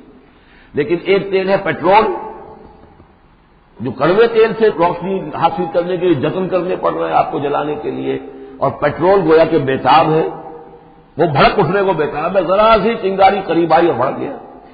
اسی طریقے سے انسانوں کی طباع کا فرق ہے۔ کچھ لوگوں کی جو فطرت ہے اتنی سلیم ہوتی ہے، اتنی نیکی ہوتی ہے اس کے اندر کہ جیسے ہی وہی سامنے آئی، آئینہ جگمگا اٹھا ایک دم، اس لیے کہ اوپر غبار ہے ہی نہیں، اس کے اوپر کوئی اور جو ہے پردے پڑے ہوئے ہیں ہی نہیں۔ یہ مثال صدیقین کی ہے جو میں نے کل بھی آپ سے عرض کیا تھا کہ جیسے کہ حضور نے فرمایا میں نے جس کے سامنے بھی دعوت ایمان رکھی اس نے کچھ نہ کچھ توقف اور تردد ضرور کیا، سوائے ابو بکر کے کہ ایک لہجے کا بھی توقف نہیں کیا۔ یہ اس لیے کہ ان کی فطرت اتنی سلیم تھی، گویا کہ وہ پیٹرول تھا ان کے اندر جو بھڑک اٹھنے کو بیتاب تھا کہ ذرا قریب بھی اگر بیاچائی آ گئی تو بھڑک اٹھے۔ لیکن کچھ لوگ ہوتے کہ جن کا تیل اتنا صاف اور پاک نہیں تھا، ان میں کوئی تکدر تھا، انہیں وقت لگ گیا، اگر چاہیے کہ بالآخر وہ ایمان لے آئے، لیکن یہ کہ کچھ اس میں بتی ڈالنی پڑی، کوئی اس کے لیے محنت کرنی پڑی۔ السابقون الاولون من المہاجرین والانصار والذین اتبعوہم باحسان، پھر وہ لوگ ہیں جو بعد میں درجہ بدرجہ پھر ان کے بعد آتے چلے گئے۔ تو اسی طریقے سے ایمان کی مثال ہے کہ یہ روغن فطرت یا نور فطرت، نور روح، روحانی نور جو ہمارے اندر ہے نور تجلی بھی اسی خاک میں پنہاں، غافل تجرا صاحب ادراک نہیں ہے۔ وہ جو ہماری روح ملکوتی کے اندر جو نور ہے، یہ نور اور باہر سے جو قرآن کا نور، وحی کا نور آیا، ان دونوں کے نور کے اجتماع سے پھر نور علی نور کی کیفیت پیدا ہوئی۔ اب وہ نور ایمانی جو ہے وجود میں آ گیا۔ اللہ نور السماوات والارض مثل نورہ کمشکاۃ فیہا مصباح المصباح فی زجاجہ، اور ذہن میں رکھیے یہ ہمارا جو پنجر ہے پسلیوں کا، اس کی واقعتاً تاق کی سی شکل ہے، یہ نیچے سے چوڑا ہو رہا ہے، اوپر سے تنگ ہو رہا ہے، تاق ایسے ہی ہوتے تھے۔ ڈائفرام جو ہے وہ اس تاق کا گویا کہ فلور ہے، جو ہمارے ایبڈومینل کیویٹی کو چیسٹ کیویٹی سے علیحدہ کرنے والا عضو ہے، اور دل رکھا ہوا ہے اس کے اوپر، یہ گویا کہ چراغ ہے۔ اس دل میں نور ایمان ہوتا ہے، اس دل کے اندر جو ہے وہ اللہ کا نور، اور یہ نور بنا ہے دو چیزوں سے، ایک وہ نور فطرت جو اس کے اندر موجود تھا اس کی روح کے اندر، اور ایک نور وحی۔ ان دونوں کے اجتماع سے نور علی نور، وہ نور جو ہے وہ نور ایمان کی شکل میں اس قلب کے اندر جو ہے وہ جاگزی ہوا اور قلب منور ہو گیا۔ المصباح فی زجاجہ، الزجاجۃ کأنہا کوکب دری یوقد من شجرۃ مبارکۃ زیتونۃ لا شرقیۃ ولا غربیہ یکاد زیتها یضیء ولو لم تمسسہ نار نور علی نور یہدی اللہ لنورہ من یشاء۔ یہ نور علی نور ہے، دو نوروں کے جمع ہونے سے یہ نور ایمان وجود میں آیا، نور فطرت، نور وحی۔ اور اللہ تعالیٰ ہدایت دیتا ہے اپنے نور کی جس کو چاہتا ہے، اور اللہ یہ مثالیں لوگوں کے لیے بیان کرتا ہے۔ باقی اللہ کو تو ہر شے کا کما حقہ علم ہے، مثال کی ضرورت انسانوں کے لیے ہے کہ جو ان لطیف حقائق کو ایسے ہی اور خود نہیں سمجھ سکتے۔ اب جن لوگوں کے دلوں میں یہ نور ایمان پیدا ہو جاتا ہے، ان کی ایک جھلک دکھائی جا رہی ہے کہ ان کی شخصیت، ان کی زندگی کی دلچسپیاں کیا ہوتی ہیں۔ فی بیوت اذن اللہ ان ترفع ویذکر فیہا اسمہ، ان گھروں میں جن کا کہ اللہ نے حکم دیا کہ انہیں بلند کیا جائے، یعنی مساجد۔ بلند کرنے سے مطلب یہ ہے کہ ان کو نمایاں بنایا جائے، ہر مسلمان آبادی میں معلوم ہو کہ مسجد ایک نمایاں شے ہے. یہ ضروری نہیں کہ اس کی ڈیکوریشن ہو، اس کے اوپر جو ہے خام خواہ تکلفات میں پیسے خرچ کیے جائیں، لیکن یہ کہ ایک تو یہ کہ وہ نمایاں ہونی چاہیے، معلوم ہو کہ اس آبادی کا مرکز یہ ہے. نمبر 2 یہ ہے کہ ترفع، اس کو ہر طریقے سے ہر معنوی گندگی سے بھی پاک رکھا جائے. وَيُذْكَرَ فِيهَا اسْمُهُ، اور اس میں اس کا نام لیا جائے. يُسَبِّحُ لَهُ فِيهَا بِالْغُدُوِّ وَالْآصَالِ، یہ جو صاحب ایمان لوگ ہیں جن کے دلوں میں ایمان کی قندیلیں روشن ہیں، یہ تسبیح کرتے ہیں اللہ کی ان گھروں کے اندر صبح کے وقت بھی اور شام کے وقت بھی. رجال، وہ جواں مرد، لا تلہیہم تجارۃ ولا بیع عن ذکر اللہ واقام الصلاۃ، جن کو غافل نہیں کر سکتی نہ کوئی تجارت نہ کوئی خرید و فروخت اللہ کی یاد سے اور نماز کے قائم کرنے سے، وایتاء الزکاۃ اور زکوٰۃ کے ادا کرنے سے. یخافون یومن، یہ سب کچھ کر کے بھی وہ ڈرتے رہتے ہیں، لرزاں و ترساں رہتے ہیں، کانپتے رہتے ہیں اس دن کے تصور سے. تتقلب فیہ القلوب والابصار، جس میں کہ دل بھی الٹ جائیں گے اور نگاہیں بھی الٹ جائیں گی. لیجزیہم اللہ احسن ما عملوا، تاکہ اللہ تعالیٰ ان کو بدلے میں دے بہترین جزا ان کے اعمال کی. ویزیدہم من فضلہ، اور اضافہ کرے اپنی طرف سے اپنے فضل میں سے. واللہ یرزق من یشاء بغیر حساب، اور اللہ تعالیٰ چاہتا ہے دیتا ہے جس کو چاہتا ہے بغیر حساب. اللہم ربنا اجعلنا منہم، یہ تو مومن صادق کے لیے ایمان ان کے دلوں میں ہے، اس کی تمثیل یہ ہے، اور ان کے کردار کی جھلک یہ ہے. اب ایک ہے بین بین کے لوگ، ایمان تو نہیں ہے لیکن کچھ نہ کچھ نیکی کے کام کرتے ہیں، کچھ اپنے دل کی تسلی کے لیے، کچھ اپنے ضمیر کو مطمئن کرنے کے لیے. ان کی نیکی حقیقی نیکی نہیں ہے. وہ لیس البر ان تولوا وجوہکم قبل المشرق والمغرب، اس آیت کو ذہن میں رکھیے. والذین کفروا، اور جو لوگ ایمان سے تہی ہے، محروم ہے، کافر ہے، ان کی نیکیاں، ان کے اعمال کیا ہیں؟ کسراب، جیسے ریت ہو، سراب ہو، بقیعۃ، ایک چٹیل میدان میں، یحسبہ الظمآن ماء، پیاسا سمجھتا ہے کہ پانی ہے. حتی اذا جاءہ، یہاں تک کہ وہ جب وہاں پہ گھسٹ کر بھی پہنچتا ہے تو معلوم ہوتا ہے لم یجدہ شیئا، کچھ نہیں پاتا وہاں پر. ووجد اللہ عندہ، اور اللہ کو پاتا ہے وہاں موجود. فوفاہ حسابہ، تو اللہ تعالیٰ اس کا حساب اسے پورا چکا دیتا ہے. واللہ سریع الحساب، اور اللہ جو ہے حساب چکانے میں دیر نہیں لگاتا. یعنی یہ جو نیکیاں ہوتی جھوٹی نیکیاں، ملمے کی نیکیاں، حقیقی ایمان نہیں ہے، ایمان باللہ نہیں ہے، ایمان بالآخرت نہیں ہے، لیکن یوں ہی کچھ نہ کچھ نیکیاں ہیں، کچھ خدمت خلق کے کام ہے، اس طرح کی چیزیں اللہ کی نگاہ میں ان کی کوئی وقت نہیں. اس کے لیے پہلے ایک مثال سورہ ابراہیم میں آ چکی ہے. دوسری مثال یہ کہ یہ نیکیاں سراب کے مانند ہیں، جنہیں پیاسا سمجھتا ہے کہ یہ پانی ہے، حقیقت میں پانی نہیں ہے. اب تیسرا جو کردار ہے وہ یہ ہے کہ جن کے دلوں میں، جن کی زندگیوں میں یہ جھوٹ موٹ کی نیکی بھی نہیں ہے، نفس پرستی اور دنیا پرستی، اور ان کے اندر ہر طرح کی گندگی جو ہے وہ آ چکی ہے. ان کی مثال کیا ہے؟ او کظلمات فی بحر اللجی، یا جیسے کہ اندھیرے ہوں ایک بڑے گہرے سمندر میں. یغشاہ موج، اس کے اوپر ایک موج چڑھی ہوئی ہو. من فوقہ موج، اس کے اوپر ایک اور موج ہو. من فوقہ سحاب، اور اوپر جو ہے بادل بھی ہوں. یعنی اندھیری رات ہے، کوئی روشنی نہیں، اوپر بادل ہے، نہ چاند اور ستاروں کی کوئی روشنی نہیں آ رہی. اور اس کے ساتھ ہی یہ ہے کہ موج کے اوپر موج چڑھی ہوئی ہے. ظلمات بعضها فوق بعض، یہ اندھیروں پر اندھیرے ہیں. اذا اخرج یدہ لم یکد یراہا، جب وہ اپنا ہاتھ نکالتا ہے تو اس کو بھی نہیں دیکھ سکتا، جسے ہم کہتے ہیں اپنے محاورے میں ہاتھ کو ہاتھ سجائی نہیں دیتا. وَأَلَّمْ يَجْعَلِ اللَّهُ لَهُ نُورًا، اور جس کو اللہ تعالیٰ ہی نے کوئی نور عطا نہ کیا ہو، فما لہ من نور، تو اس کے لیے پھر کہیں کوئی نور نہیں ہے. یہ وہ لوگ ہیں کہ جن کی زندگیاں کسی ملمے کی نیکی سے بھی خالی ہیں، اندھیارے ہی اندھیارے ہیں. ظلمات بعضها فوق بعض. الم تر ان اللہ یسبح له من فی السماوات والارض والطیر صافات کل قد علم صلاته وتسبیحه واللہ علیم بما یفعلون. صدق اللہ العظیم. رب اشرح لي صدری ویسر لي امری واحلل عقدۃ من لسانی یفقهوا قولی. سورہ نور کا 5واں رکوع جو ہم پڑھ چکے ہیں، اس کے بارے میں یہ بات نوٹ کر لیجئے کہ جس طرح سورہ بقرہ کے پہلے 2 رکوعوں میں 3 قسم کے انسانوں کی تفصیل بیان ہوئی، وہاں وہ بنیادی طور پر ایک دعوت اور تحریک کے رد عمل میں جو لوگ مختلف شکلیں صورت اختیار کرتے ہیں، جو رد عمل مختلف شکلیں اختیار کرتا ہے، اس کے اعتبار سے ایک وہ جو مومنین صادقین ہیں، وہ ہر 6 بعد جب اس دعوت کو قبول کرتے ہیں تو اس کیفیت کے ساتھ کہ اب جو ہو سو ہو. ایک وہ لوگ ہیں کہ جو کسی ضد کی وجہ سے، تعصب کی وجہ سے، ہردرمی کی وجہ سے، کسی تکبر کی وجہ سے، حسد کی وجہ سے اس کے انکار پر کمر کس لیتے ہیں، اور وہ لوگ جو ہیں کسی صورت بھی ماننے والے نہیں ہوتے۔ ایک بین کچھ مانتے ہیں کچھ نہیں مانتے، کچھ چلتے ہیں پھر چھٹک کر کھڑے رہ جاتے ہیں، آسانی ہو تو کوئی دو چار قدم چل لیے، کوئی مشکل وقت آیا تو پھر اوندے منہ گر گئے۔ اسی کی ایک تمثیل سورہ حج میں آ چکی ہے، وَمِنَ النَّاسِ مَن يَعْبُدُ اللَّهَ عَلَىٰ حَرْفٍ فَإِنْ أَصَابَهُ خَيْرٌ اطْمَأَنَّ بِهِ وَإِنْ أَصَابَتْهُ فِتْنَةٌ انقلب عَلَىٰ وَجْهِهِ خَسِرَ الدُّنْيَا وَالْآخِرَةَ۔ اسی طرح یہاں اس رکوع میں بھی تین قسم کے انسانوں کا تذکرہ ہے، لیکن یہ مختلف اعتبار سے ہے۔ ایک وہ لوگ ہیں کہ جن کے دلوں میں حقیقی ایمان پیدا ہوا، ان کی فطرتیں بھی نیک تھیں، صالح تھیں، سلیم تھیں، اور پھر وہ وہی آسمانی سے بھی صحیح طور پر مستفیض ہوئے، ان کا باطن جگمگا اٹھا اور ان کے دلوں میں نیکی حقیقی معنی میں پیدا ہو گئی، اور اس کے لیے جو ایک نقشہ ہے ان کے سیرت و کردار کا وہ بھی کھینچ دیا گیا۔ ایک وہ لوگ ہیں کہ جن کے اندر سرے سے دنیا پرستی اور دنیا ہی کی شہوات اور خواہشات اور لذات، اس کے سوا کسی شے کا کوئی گزر ہی نہیں، وہ بالکل اس کے برعکس ہے۔ پہلے نور علی نور اور دوسرے ظلمات بعضها فوق بعض۔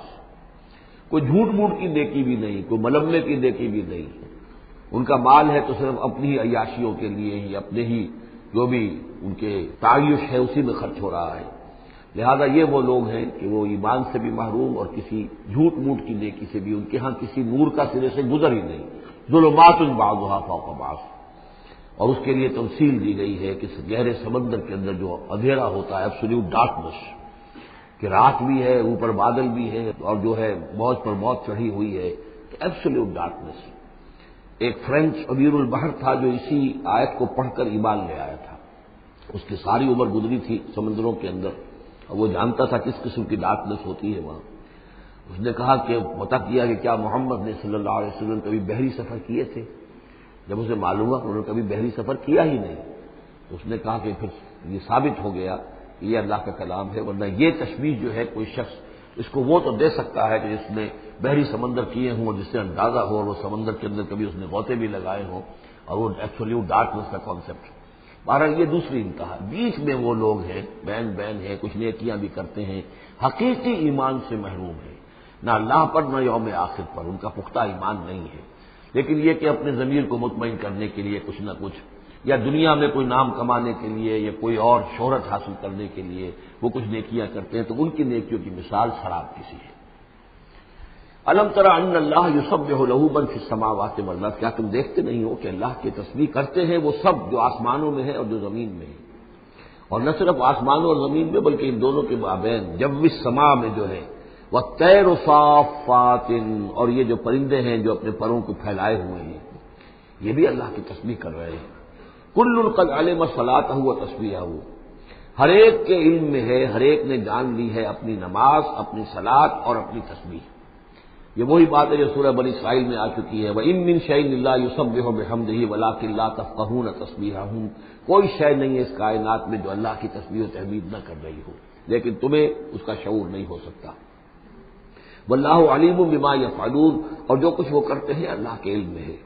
وللہ ملک السماوات والارض، اور اللہ ہی کے لیے ہے آسمانوں اور زمین کی بادشاہی۔ وإلی اللہ المصیر، اور اللہ ہی کی طرف لوٹ جانا ہے۔ الم تری ان اللہ یزجی سحابا، کیا تم دیکھتے نہیں ہو کہ اللہ تعالیٰ ہانک کر لاتا ہے بادلوں کو؟ کہاں سے ہوائیں لے کر چل رہی ہیں بادلوں کو؟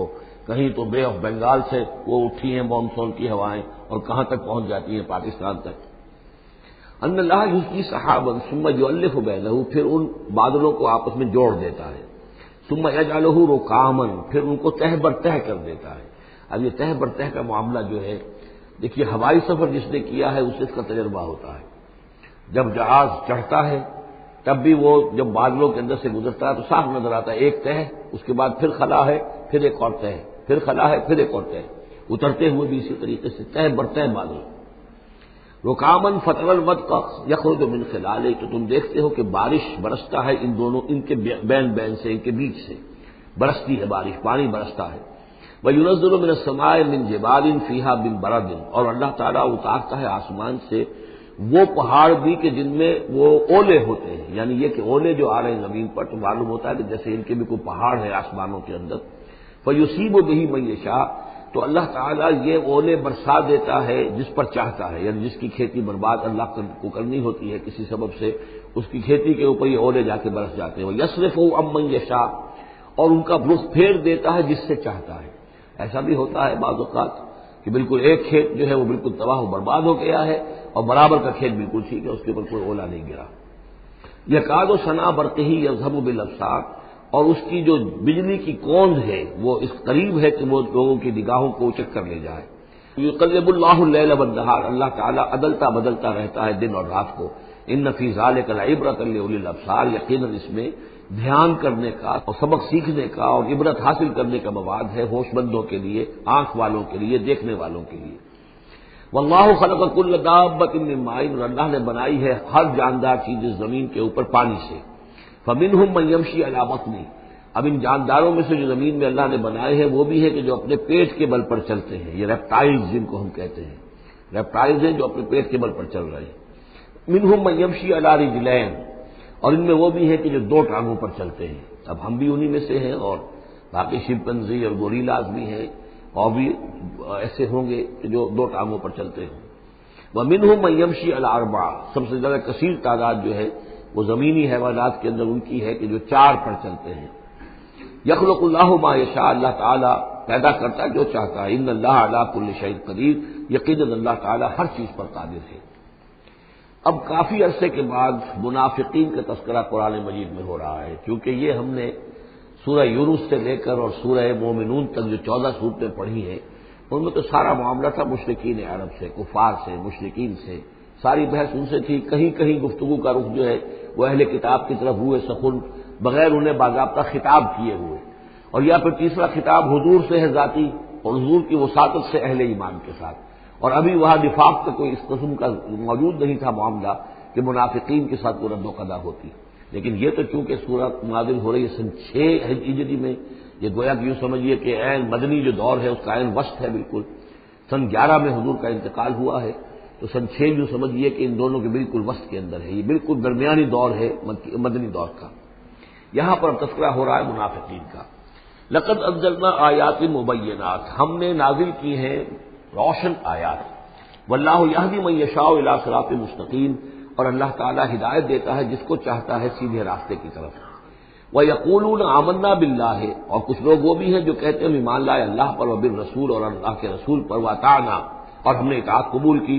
ثُمَّ يَتَوَلَّىٰ فَرِيقٌ مِّنْهُمْ، پھر ان میں سے ایک جماعت جو ہے پیچھ موڑ کر جاتی ہے، من بعد ذالک، اس کے بعد، یعنی اب اس کے بعد یہ سب کچھ کہہ کر قول و قرار کر کے اطاعت کا یہاں دم بھر کر جاتے ہیں، لیکن پھر طرز عمل ان کا کچھ اور ہوتا ہے۔ وَمَا أُولَٰئِكَ بِالْمُؤْمِنِينَ، اور یہ لوگ حقیقی مومن نہیں ہیں۔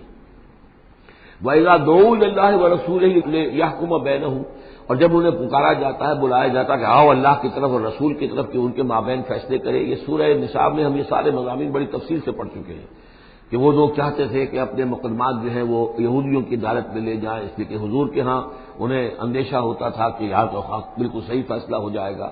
تو اس طرح کا جو ان کا کردار تھا، جب انہیں بلایا جاتا ہے اللہ کے اور اس کے رسول کی طرف کہ آؤ کہ وہ فیصلہ کرے تمہارے مابین، اذا فریق منہم معرضون، تو ان میں سے ایک گروہ اور ایک جماعت ایسی ہے جو اعراض کرتی ہے اور کرنی کترا جاتی ہے۔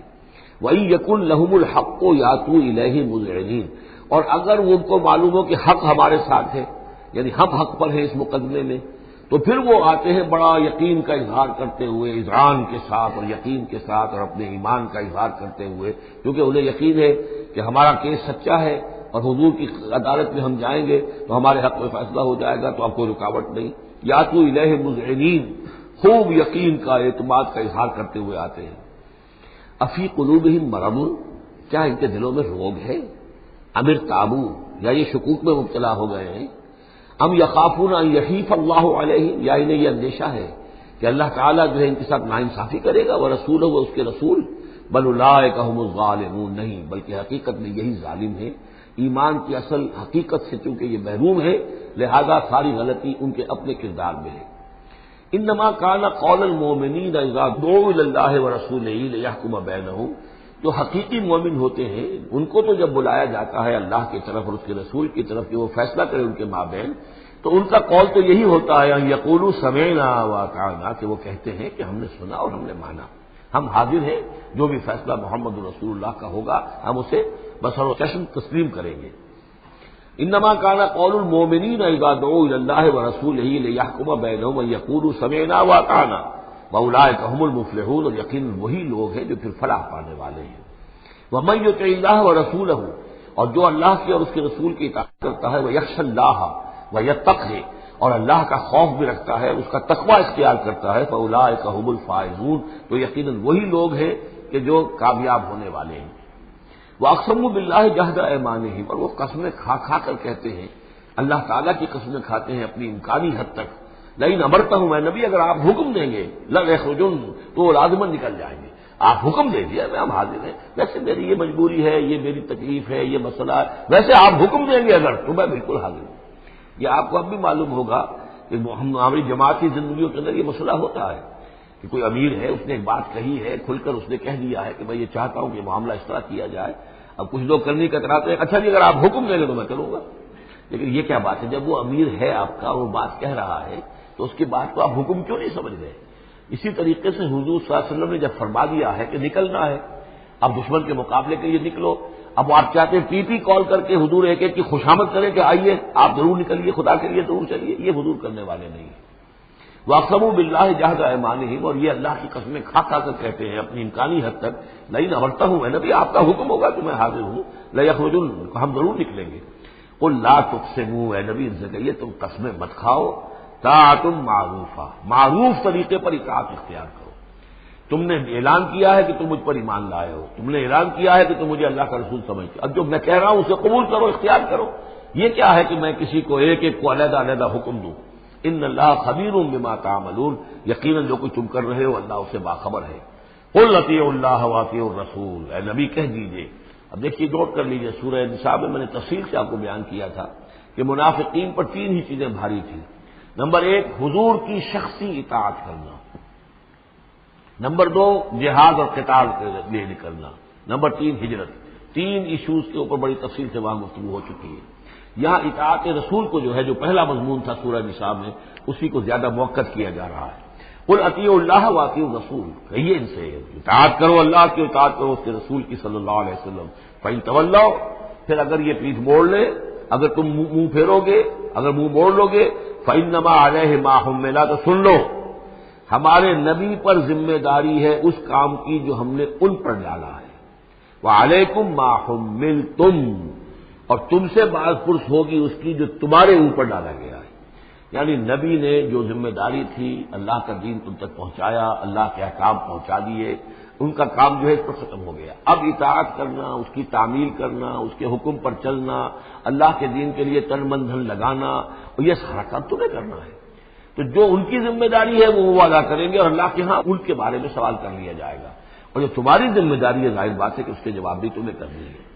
اس میں یہ بھی ہوتا ہے بسا اوقات کہ کسی شخص کو یہ گمان ہو جائے، ظاہر بات ہے میں نے آپ کو سنایا تھا کہ ایک شخص نے کہہ دیا تھا حضور سے، اے دل یا محمد، اے محمد عدل سے کام لیجیے صلی اللہ علیہ وسلم، بڑی گستاخی کے ساتھ اس نے کہا، گویا کہ الزام لگایا کہ آپ یہ جو صدقات کی جو تقسیم کر رہے ہیں یا مال غنیمت تقسیم کر رہے ہیں، اس میں آپ عدل سے کام نہیں لے رہے۔ تو حضور نے بھی غصے میں جواب دیا تھا کہ انما عدل فرم یا عدل، اگر میں عدل نہیں کروں گا تو کون کرے گا؟ اسی طریقے سے ہو سکتا ہے کسی جماعتی زندگی کے اندر کوئی امیر ہے اور اس سے کوئی شخص یہ محسوس کرے، اس کا ساتھی، کہ مجھ پر زیادتی کی ہے انہوں نے، امیر نے زیادتی کی ہے، کوئی بات نہیں، امیر نے زیادتی کی ہے تو امیر اس کی جواب دہی اللہ کے ہاں کر لے گا، اللہ تعالیٰ کے ہاں جواب دہی ہو جائے گی، اور ہو سکتا ہے اس کے کچھ نیکیاں ہے وہ تمہارے حساب میں اللہ تعالیٰ درج کر دے، لینا دینا وہاں ہو جائے گا، ڈیبٹ کریڈٹ ہو جائے گا۔ لیکن اس کا مطلب یہ ہو کہ ناراض ہو کر بیٹھ رہا ہو کہ اب اپنی ذمہ داریاں ادا نہیں ہو رہی، تو پھر تو جواب دہی تمہاری ہو جائے گی اللہ کے ہاں، ایکسپلینیشن کال تمہاری ہو جائے گی کہ ناراض ہو کر بیٹھ رہے ہیں کیونکہ انہوں نے میرے ساتھ یہ کیا ہے، لہذا میں بس اب کام کچھ نہیں کروں گا۔ یہ تو گویا کہ ایک منفی طرز عمل ہے، تمہیں جواب دہی کرنی ہے اپنے فرائض کی، اپنی ذمہ داریوں کی۔ تو یہ جماعتی زندگی سے متعلق بعض بہت اہم ہیں جو مباحث اس سورہ مبارکہ میں آئے ہیں، اور ان میں سے بعض ہمارا جو منتخب نصاب نمبر 2 ہے جو اس سورہ مبارکہ کی آخری آیات ہے، وہ اس کے ایک درس کی حیثیت سے اس میں شامل ہے۔ جو جماعتی زندگی جو ہے، جب ایک جماعت بنانی پڑے گی، اگر دین کا کام کرنا ہے تو اکیلے اکیلے تو نہیں ہو سکتا، جماعت کا نظم ہو، ایک ڈسپلن ہو، ایک حزب اللہ وجود میں آئے جو سورہ مائدہ میں دیکھ آئے ہیں، فإن حزب اللہ هم الغالبون، غلبہ جو ہے تو وہ حزب اللہ کو اللہ تعالیٰ دیتا ہے، ید اللہ علی الجماعہ، جماعت کے اوپر اللہ کا ہاتھ ہے، جماعت کی کو اللہ کی نصرت اور تائید حاصل ہوتی ہے۔ اس جماعتی زندگی کے بعد ایسے نفسیاتی معاملات ہوتے ہیں اور اس کے اندر بعض ایسے حساس مسائل ہوتے ہیں کہ جن کے بارے میں بڑی عمدہ رہنمائی دی گئی ہے مختلف مقامات پر، ان پر ہم نے پھر مرتب کیا ہے منتخب نصاب، مطالعہ قرآن حکیم کا منتخب نصاب نمبر 2۔ قل اطیعوا اللہ واطیعوا الرسول فإن تولوا فإنما علیہ ما حمل، ان پر جو ذمہ ہے وہ ان کی اپنی ذمہ داری کا، اور تمہارے اوپر جو بوجھ ہے، جو تمہاری مسئولیت ہے، وہ تمہاری ذمہ داری کی۔ وَإِن تُطِيعُوهُ تَهْتَدُوا، جان لو یہ اللہ کے رسول ہیں، اگر تم ان کی اطاعت پر کاربند رہو گے تبھی تم ہدایت یافتہ ہوگے۔ وَمَا عَلَى الرَّسُولِ إِلَّا الْبَلَاغُ الْمُبِينُ، اور ہمارے رسول پر سوائے صاف صاف پہنچا دینے کی اور کوئی ذمہ داری نہیں ہے۔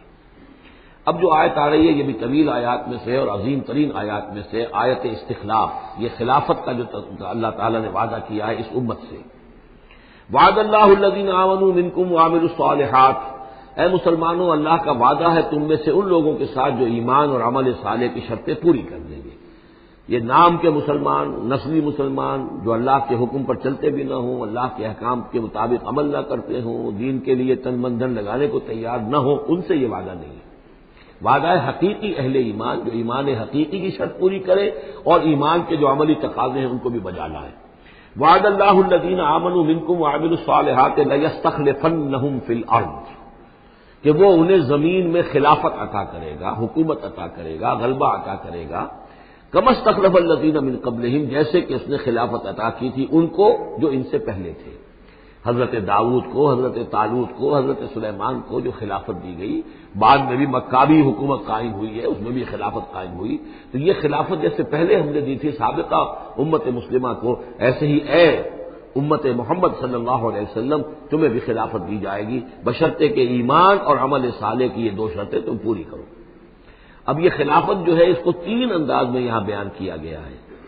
لَيَسْتَخْلِفَنَّهُمْ فِي الْأَرْضِ، انہیں لازماً خلافت دے گا زمین میں، حکومت دے گا، کما استخلف الذین من قبلہم، جیسے کہ خلافت دی تھی اور حکومت دی تھی ان کو کہ جو ان سے پہلے تھے۔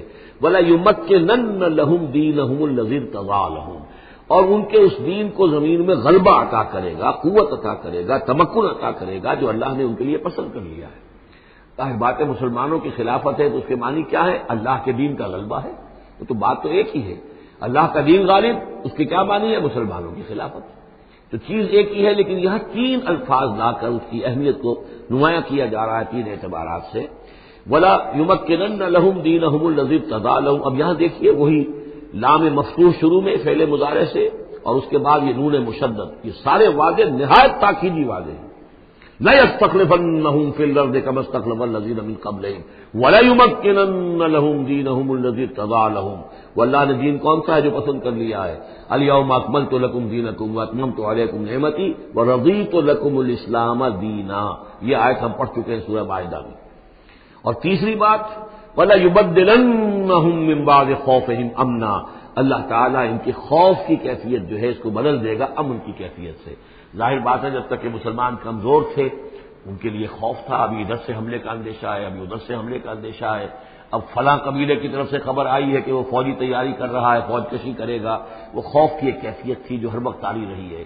ایمرجنسی کی کیفیت جو ہے مدینہ منورہ میں یوں سمجھیے کہ پورے 5 برس ایمرجنسی رہی ہے، ہر وقت ہر آن اندیشہ ہوتا تھا، خبریں آ رہی ہیں اب ادھر سے کوئی قبیلہ حملہ کرنے والا ہے، اب یہ مکے میں کوئی ان کی ملاقاتیں ہوئی ہیں، کوئی سازش ہوئی ہے، ابھی کوئی خط چلا گیا، ابو عامر راہب کا کوئی مشن ہے، یہ ساری خبریں آتی تھیں۔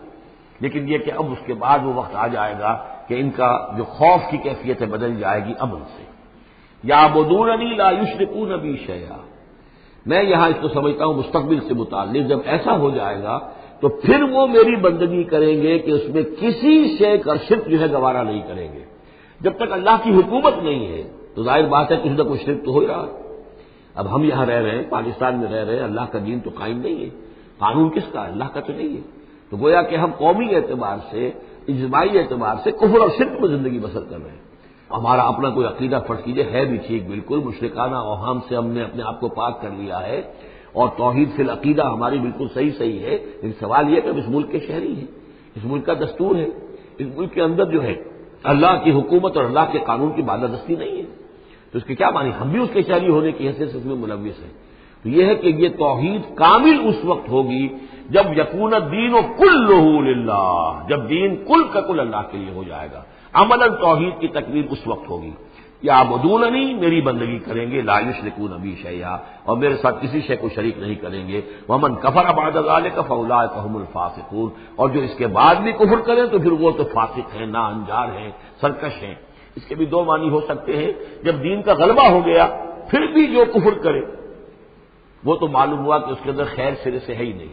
ایک یہ کہ باطل کا غلبہ ہے، باطل کے غلبے میں کسی بندہ مومن کے لیے ایمان لانا مشکل ہے، ایمان پر قائم رہنا مشکل ہے، اسلام پر عمل کرنا مشکل ہے، لیکن جب دین غالب ہو گیا ہو تو اب تو ظاہر بات ہے کہ اب تو ساری رکاوٹیں دور ہو گئی، اب تو یہ شخص کسی کی اپنی فطرت ہی میں کجی آ چکی ہے، کوئی پرورٹڈ نیچر کا شخص ہے تبھی وہ رہے گا کہ جو اسلام سے دور رہے۔ ومن کفر بعد ذلک فاولئک هم الفاسقون، اور میرے نزدیک اس کا ایک مفہوم یہ بھی ہے کہ ہمارے ان تین پختہ وعدوں کے بعد بھی جو شخص کمر ہمت نہ کس لے اور اس کام کے لیے کھڑا نہ ہو جائے، گویا کہ وہ ہماری بات کا کفر کر رہا ہے، انکار کر رہا ہے، اسے ہمارے ان وعدوں پر یقین نہیں ہے۔ ومن کفر بعد ذلک فاولئک هم الفاسقون، تو وہ تو گویا کہ فاسق ہے اور سرکش ہے اور ناہنجار ہے۔ اس آیت کو ذہن میں رکھیے، اس حدیث کو آج میں چاہتا ہوں کہ اس کا متن بھی آپ کو سنا دوں کہ اس کی خبر دی ہے محمد رسول اللہ صلی اللہ علیہ وسلم نے۔ تاریخی اعتبار سے تو یہ نوٹ کر لیجئے، یہ سن 6 ہی کے اندر، ابتدائی میں سن 6 کے یہ آیت نازل ہوئی، سن 6 ہی میں صلح حدیبیہ ہو گئی، انا فتحنا لک فتحا مبینا، گویا کہ اس آیت کا جو مصداق ہے وہ ظاہر ہونا شروع ہو گیا۔ سن 7 میں غزوہ خیبر ہوا، اللہ نے بہت بڑا مال غنیمت مسلمانوں کو دیا۔ سن 8 میں مکہ فتح ہو گیا۔ سن 9 میں موپنگ اپ آپریشن ہو گیا، اعلان کر دیا گیا حج کے اندر کہ آئندہ سے یہاں کوئی مشرک نہیں آئے گا، اور اب تمہارے لیے اتنی مہلت ہے، کسی کوئی معاہدہ قائم نہیں رہے گا، جو معاہدے ہیں میعادی ان کی میعاد ختم ہوتے ہی معاہدہ ختم، اور جن کی میعاد کوئی نہیں تھی ان کے لیے ہم 4 مہینے کی میعاد مقرر کر رہے ہیں کہ اس کے بعد کوئی معاہدہ کسی مشرک سے نہیں ہے، جب یہ مدت ختم ہو جائے گی قتل عام شروع ہو جائے گا۔ تو یہ تو اللہ تعالیٰ کی طرف سے جزیرہ نما عرب کے اندر دین کی تکمیل ہو گئی، خلافت قائم ہو گئی، اللہ کی حکومت قائم ہو گئی۔ جیسے حضرت داؤد خلیفہ تھے، یہاں حضرت محمد خلیفہ ہے صلی اللہ علیہ وسلم، اس لیے کہ حاکم اب کون ہے؟ حضرت محمد صلی اللہ علیہ وسلم۔ اپنی زندگی میں تو حاکمیت جو بھی ہے آپ کے پاس ہے۔ اس کے بعد خلافت راشدہ میں پھر یہ خلافت کہاں سے کہاں پہنچی وہ آپ کو معلوم ہے، لیکن پھر ریورسل شروع ہو گیا۔ لیکن وہ حدیث میں آپ کو سنا رہا ہوں، حضرت نعمان بن بشیر سے مروی ہے رضی اللہ تعالی عنہ، اور مسند احمد بن حنبل میں یہ روایت ہے کہ حضور نے یہ فرمایا صلی اللہ علیہ وسلم، تکون النبوۃ فیکم ما شاء اللہ ان تکون، مسلمانوں تمہارے مابین نبوت موجود رہے گی جب تک اللہ چاہے گا کہ رہے، یعنی میں موجود رہوں گا بنفس نفیس تمہارے مابین جب تک اللہ چاہے گا۔ ثم یرفع اللہ اذا شاء یرفعها، پھر اللہ تعالیٰ اس کو اٹھا لے گا جب چاہے گا، نبوت کو اٹھا لے گا، یعنی میرا انتقال ہو جائے گا، تو ایک دور جو ہے وہ ختم ہو جائے گا۔ فرمایا ثم تکون خلافتا علی منہاج النبوہ، پھر خلافت ہوگی نبوت کے نقش قدم پر، نبوت ہی کے طریقے پر، ٹھیک وہی نظام جو محمد عربی صلی اللہ علیہ وسلم نے قائم کیا تھا، بعین ہی ایک بال کے فرق کے بغیر وہ نظام جو کا تو قائم رہے گا، خلافت علی منہاج النبوہ۔ فتکون ما شاء اللہ وان تکون، یہ بھی رہے گا جب تک اللہ چاہے گا یہ دور۔ ثم یرفع اللہ اذا شاء یرفع، پھر اس دور کو بھی اللہ اٹھا لے گا جب اللہ چاہے گا۔ ثم تکون ملکن عاضا، پھر ملوکیت کا دور آئے گا، اور وہ کاٹ کھانے والی ملوکیت ہوگی، کاٹ کھانے والی ملوکیت، ظالم ملوکیت، اور یہ بھی رہے گا جب تک اللہ چاہے گا، پھر اللہ اس کو بھی اٹھا لے گا۔ پھر چوتھا دور آئے گا ثم تکون ملکن جبریا، پھر غلامی کی ملوکیت ہوگی، یعنی یہ دور جو ہمارا گزرا ہے کولونیل دور، پہلے یہ کہ ملوک تھے، بادشاہ تھے، چاہے وہ بنو عباس میں تھے یا بنو امیہ میں سے تھے یا یہ کہ ترک تھے، مسلمان تو تھے، کلمہ گو تو تھے، ان میں کوئی کوئی نہ اچھا بھی ہوتا تھا، بہت اچھے لوگ بھی تھے، برے لوگ بھی تھے، لیکن مسلمان تو تھے، کلمہ گو تو تھے۔ لیکن چوتھا دور آیا کہ کہیں ہم انگریزوں کے غلام ہو گئے، کہیں ہم ولندیزیوں کے غلام ہو گئے، کہیں ہم فرانسیسیوں کے غلام ہو گئے، کولونیل پاورز۔ تو ہماری تو ملکہ معظمہ جو ہے ملکہ وکٹوریہ تھی، 1857 سے تو ہم ان کی رعایا بن گئے تھے، اس سے پہلے تو جو بھی تھی بہرحال ایسٹ انڈیا کمپنی جو تھی، لیکن یہ کہ بعد میں تو ہم براہ راست تاج برطانیہ کے غلام تھے۔ یہ چوتھا دور ہے جو تقریباً یوں سمجھیے کہ ابھی نصف میں پہنچا ہے، اس اعتبار سے کہ اگرچہ براہ راست وہ جو حکومتوں کا جو بساط بچھی ہوئی تھی وہ لپیٹ دی گئی ہے، لیکن ابھی مالیاتی اعتبار سے ریموٹ کنٹرول سے وہی قوتیں ہیں کہ جو آج بھی کنٹرول کر رہی ہیں ہمیں. یہ ریموٹ کنٹرول ہے. ابھی یہ چوتھا دور ختم نہیں ہوا ہے. پہلے یہ براہ راست آکوپیشن اور اپنی حکومتیں اپنی فوجیں لا کر. اب یہ ہے کہ اس کے بغیر بائی پراکسی، چاہے ہمارے ہی آدمی بیٹھے ہوئے ہیں، لیکن اصل میں سارا جو ہے یہ مالیاتی جو ہے استعمار ہے، ایک نیا عالمی استعمار ہے. لیکن یہ استعمار جو ہے اس طرح کا کولونیل رول نہیں ہے کہ انگریز موجود ہے، ان کی فوج موجود ہے، یا فرانسیسی فوج موجود ہے، یا اطالوی فوج موجود ہے، بلکہ یہ تو IMF اور ورلڈ بینک کا نظام ہے اس کے تحت، اور ملٹی نیشنل کمپنیوں کی. لیکن جو خوشخبری کی بات ہے وہ یہ ہے کہ حضور نے فرمایا بالآخر یہ چوتھا دور بھی ختم ہو جائے گا. اور خوشخبری یہ ہے کہ ثم تکون خلافۃ علی منہاج النبوہ، پھر دور آئے گا خلافت علی منہاج النبوہ کا. ثم سکت رسول اللہ صلی اللہ، اس کے بعد حضور خاموش رہے، اس لیے کہ اس کے بعد تو دنیا کے خاتمے کا معاملہ ہے. وہ خاتمے کے بارے میں عرض کر چکا ہوں، ایک طویل عرصے تک تو پوری دنیا میں وہ خلافت علی منہاج النبوہ رہے گی گلوبل، اس لیے کہ حضور نے یہ بتا دیا ہے کہ اب جب یہ خلافت علی منہاج النبوت کا نظام آئے گا تو کل روئے ارضی پر ہوگا. مسلم شریف میں روایت ہے، یہ حضرت ثوبان حضور کے ایک آزاد شدہ غلام تھے، جیسے کہ حضرت زید بن حارثہ بھی حضور کے غلام تھے، آپ نے آزاد کر دیا تھا. اسی طرح حضرت ثوبان بھی ہے مولا، ان ثوبان مولا رسول اللہ صلی اللہ علیہ وسلم.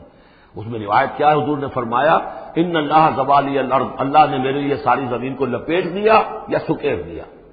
فرائے تو مشارقہا و مغاربہا، تو میں نے سارے مشرق دیکھ لیے زمین کے، سارے مغرب دیکھ لیے. وَإِنَّ أُمَّتِي سَيَبْلُغُ مُلْكُهَا مَا زُوِيَ لِي مِنْهَا، اور میری امت کی حکومت ان تمام علاقوں پر قائم ہو کر رہے گی جو اس طرح زمین کو سکیڑ کر یا لپیٹ کر مجھے دکھا دیے گئے. اور یہ روایت صحیح مسلم کی ہے.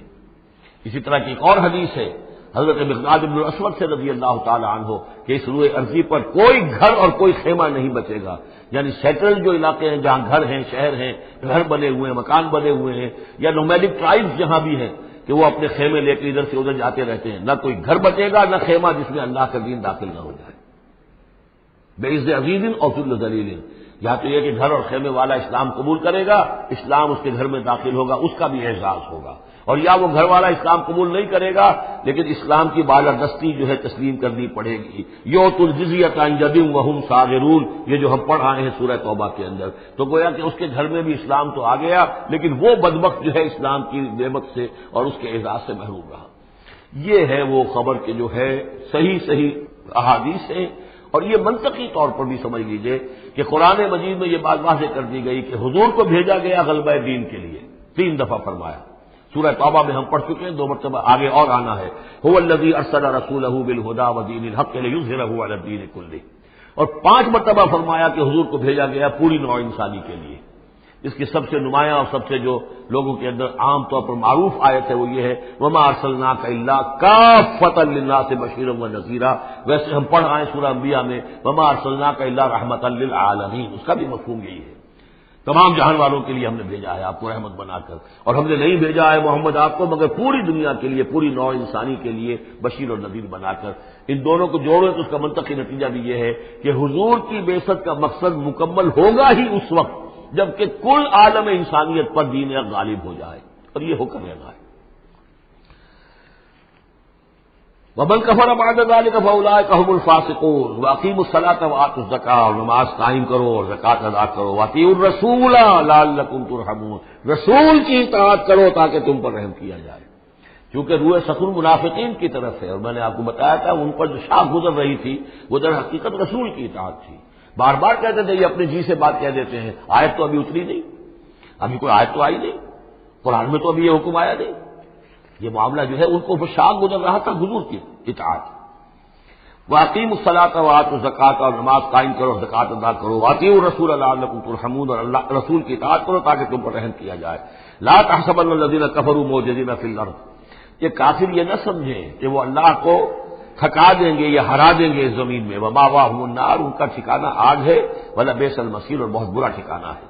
یا ایھا الذین آمنوا لیستأذنکم الذین ملکت ایمانکم، اب وہی جو سماجی احکام کچھ دیے گئے تھے کہ اذن لیے بغیر تم داخل نہ ہو گھر میں، اور اس طرح کے آداب جو ہیں معاشرتی ان کے ضمن میں مزید احکام آ رہے ہیں.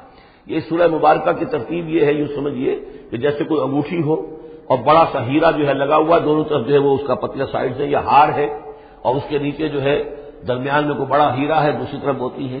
اس کے بالکل وسط میں 5واں رکوع ہے، یہ اللہ نور السماوات والارض مثل نورہ کمشکات فیہا مصباح، اور آیت نمبر 35 وہ عظیم کوہ نور ہیرے کے مانند ہے۔ پھر دونوں طرف جو ہے یہ مضامین ہیں، کچھ ادھر ہیں سماجی احکام، کچھ ادھر ہیں سماجی احکام، اور اس طریقے سے یہ بہت خوبصورت ہار کی شکل بن گئی۔ لِیَسْتَأْذِنَکُمُ الَّذِینَ مَلَکَتْ أَیْمَانُکُم، چاہیے کہ جو تمہارے غلام ہیں اور باندیاں ہیں وہ بھی اجازت لے کے اندر داخل ہوا کریں۔ وَالَّذِینَ لَمْ يَبْلُغُوا الْحُلُمَ، اور وہ لوگ بھی کہ جو ابھی وہ بالغ نہیں ہوئے ہیں، وہ بچے بھی، مِنکُم ثلاث مرات، 3 اوقات دن رات کے ایسے ہیں کہ جن میں خاص طور پر جو پرائیویسی کا اہتمام ہونا چاہیے، اور اس میں یہ کہ کوئی بھی اجازت لیے بغیر بچے بھی نہ جائیں۔ من قبل صلاۃ الفجر، ایک تو فجر کی نماز سے قبل، وحین تضعون ثیابکم من الظہیرۃ، اور جو تم ظہر کے وقت ظہیرہ جس کو کہتے ہیں، اپنے کپڑے ذرا اتار کے سستاتے ہو، قیلولہ کرتے ہو، ہلکے کپڑوں کے اندر انسان لیٹتا ہے۔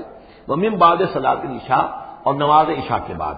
ثلاث عورات لکم، یہ 3 اوقات تمہارے پردے کے اوقات ہیں، یہ تمہاری خاص پرائیویسی کے اوقات ہیں۔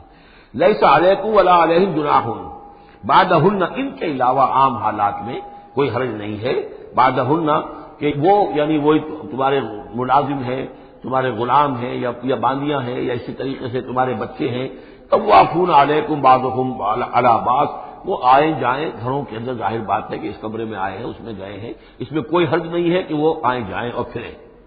کذالک یبین اللہ لکم الآیات، اسی طرح اللہ تعالیٰ تمہارے لیے اپنی آیات واضح کر رہا ہے، واللہ علیم الحکیم، اور اللہ تعالیٰ علیم اور حکیم ہے۔ وَإِذَا بَلَغَ الْأَطْفَالُ مِنكُمُ الْحُلُمَ، اور جب تمہارے بچے جو ہیں، جو لڑکے ہیں، وہ بھی بالغ ہو جائیں، انہیں سب سمجھ آ جائے، جو بھی معاملات ہیں دونوں شو کے، فَلْيَسْتَأْذِنُوا كَمَا اسْتَأْذَنَ الَّذِينَ مِن قَبْلِهِمْ، تو پھر وہ بھی اذن لے کر اسی طرح داخل ہوا کریں جیسے کہ پہلا حکم آیا تھا کہ اذن لیے بغیر گھر میں داخل نہ ہو۔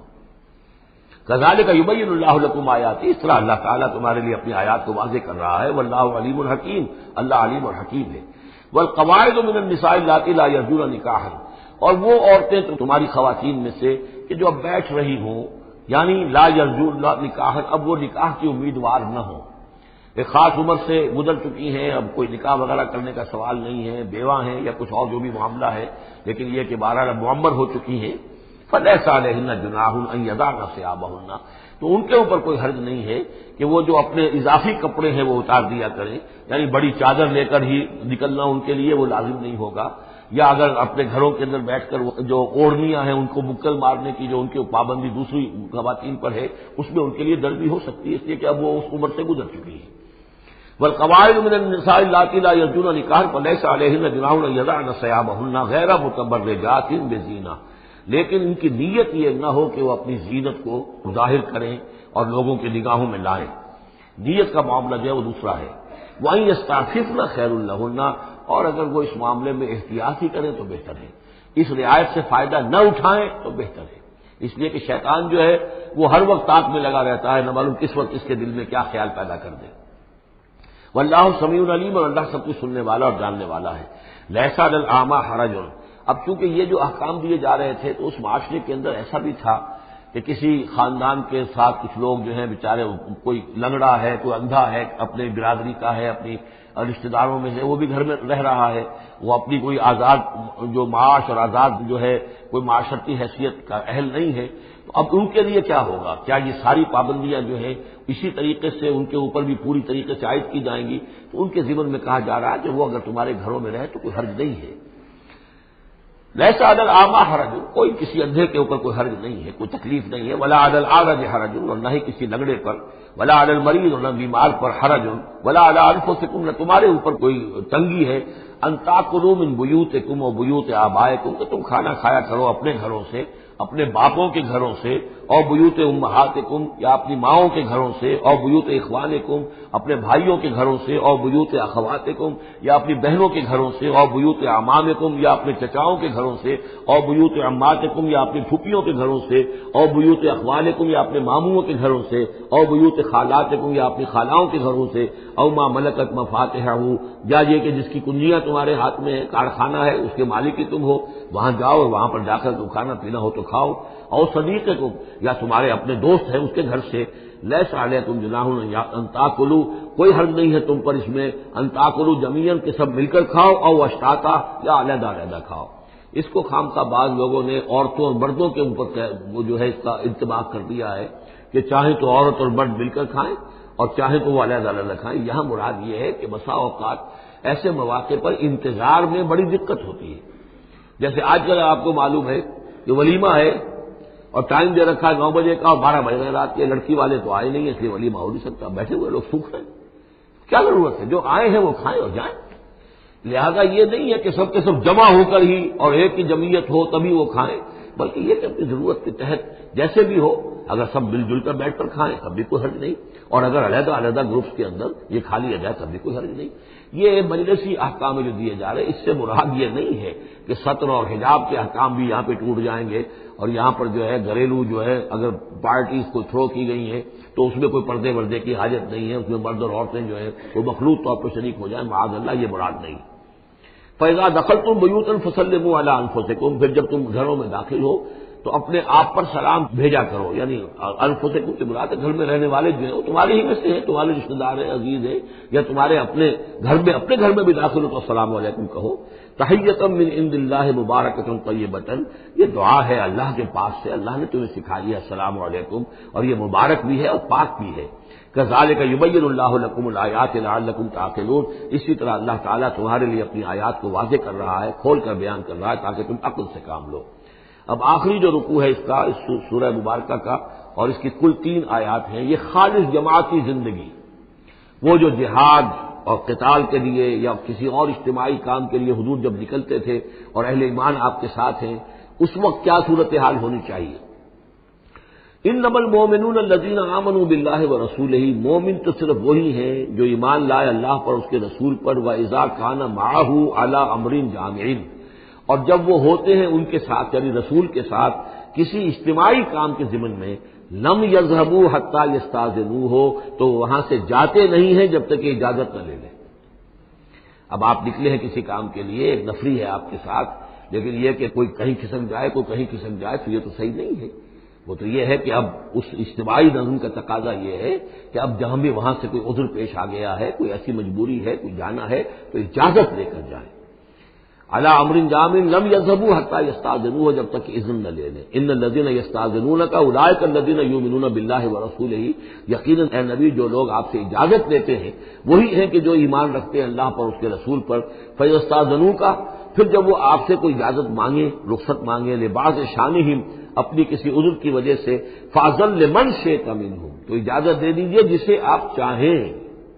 مطلب یہ ہے کہ جو لیڈر ہے، جو اس وقت سپہ سالار ہے، اسے معلوم ہے سچویشن کیسی ہے، میرے پاس کوئی اضافی نفری ہے جس میں سے میں کسی کو ریلیو کر سکتا ہوں، یا پہلے ہی میرے پاس کم نفری ہے، اس میں کسی اور کی کمی جو ہے وہ اور زیادہ خطرناک ہو جائے گی نتائج کے اعتبار سے۔ لہذا یہ نہیں ہے کہ صاحب میں نے اجازت طلب کی تو مجھے اجازت ملنی چاہیے، یہ نہیں، اجازت کیا ہوئی پھر؟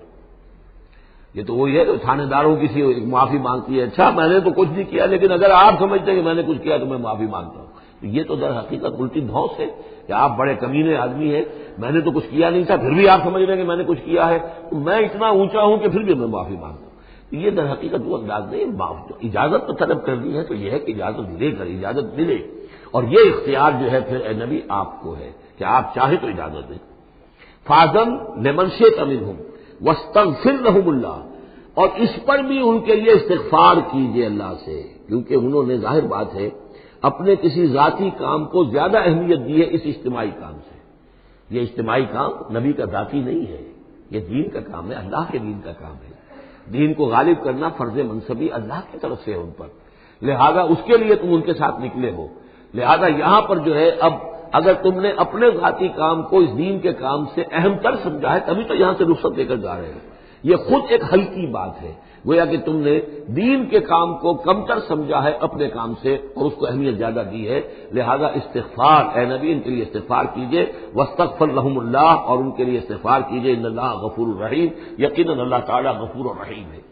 ایک بات البتہ نوٹ کر لیجئے کہ یہ مضمون جب سورہ توبہ میں آیا ہے تو اس سے اگلا قدم ہے، یہ چونکہ ہے سن 6، وہ ہے سن 9، 3 سال میں فرق کیا واقع ہوا؟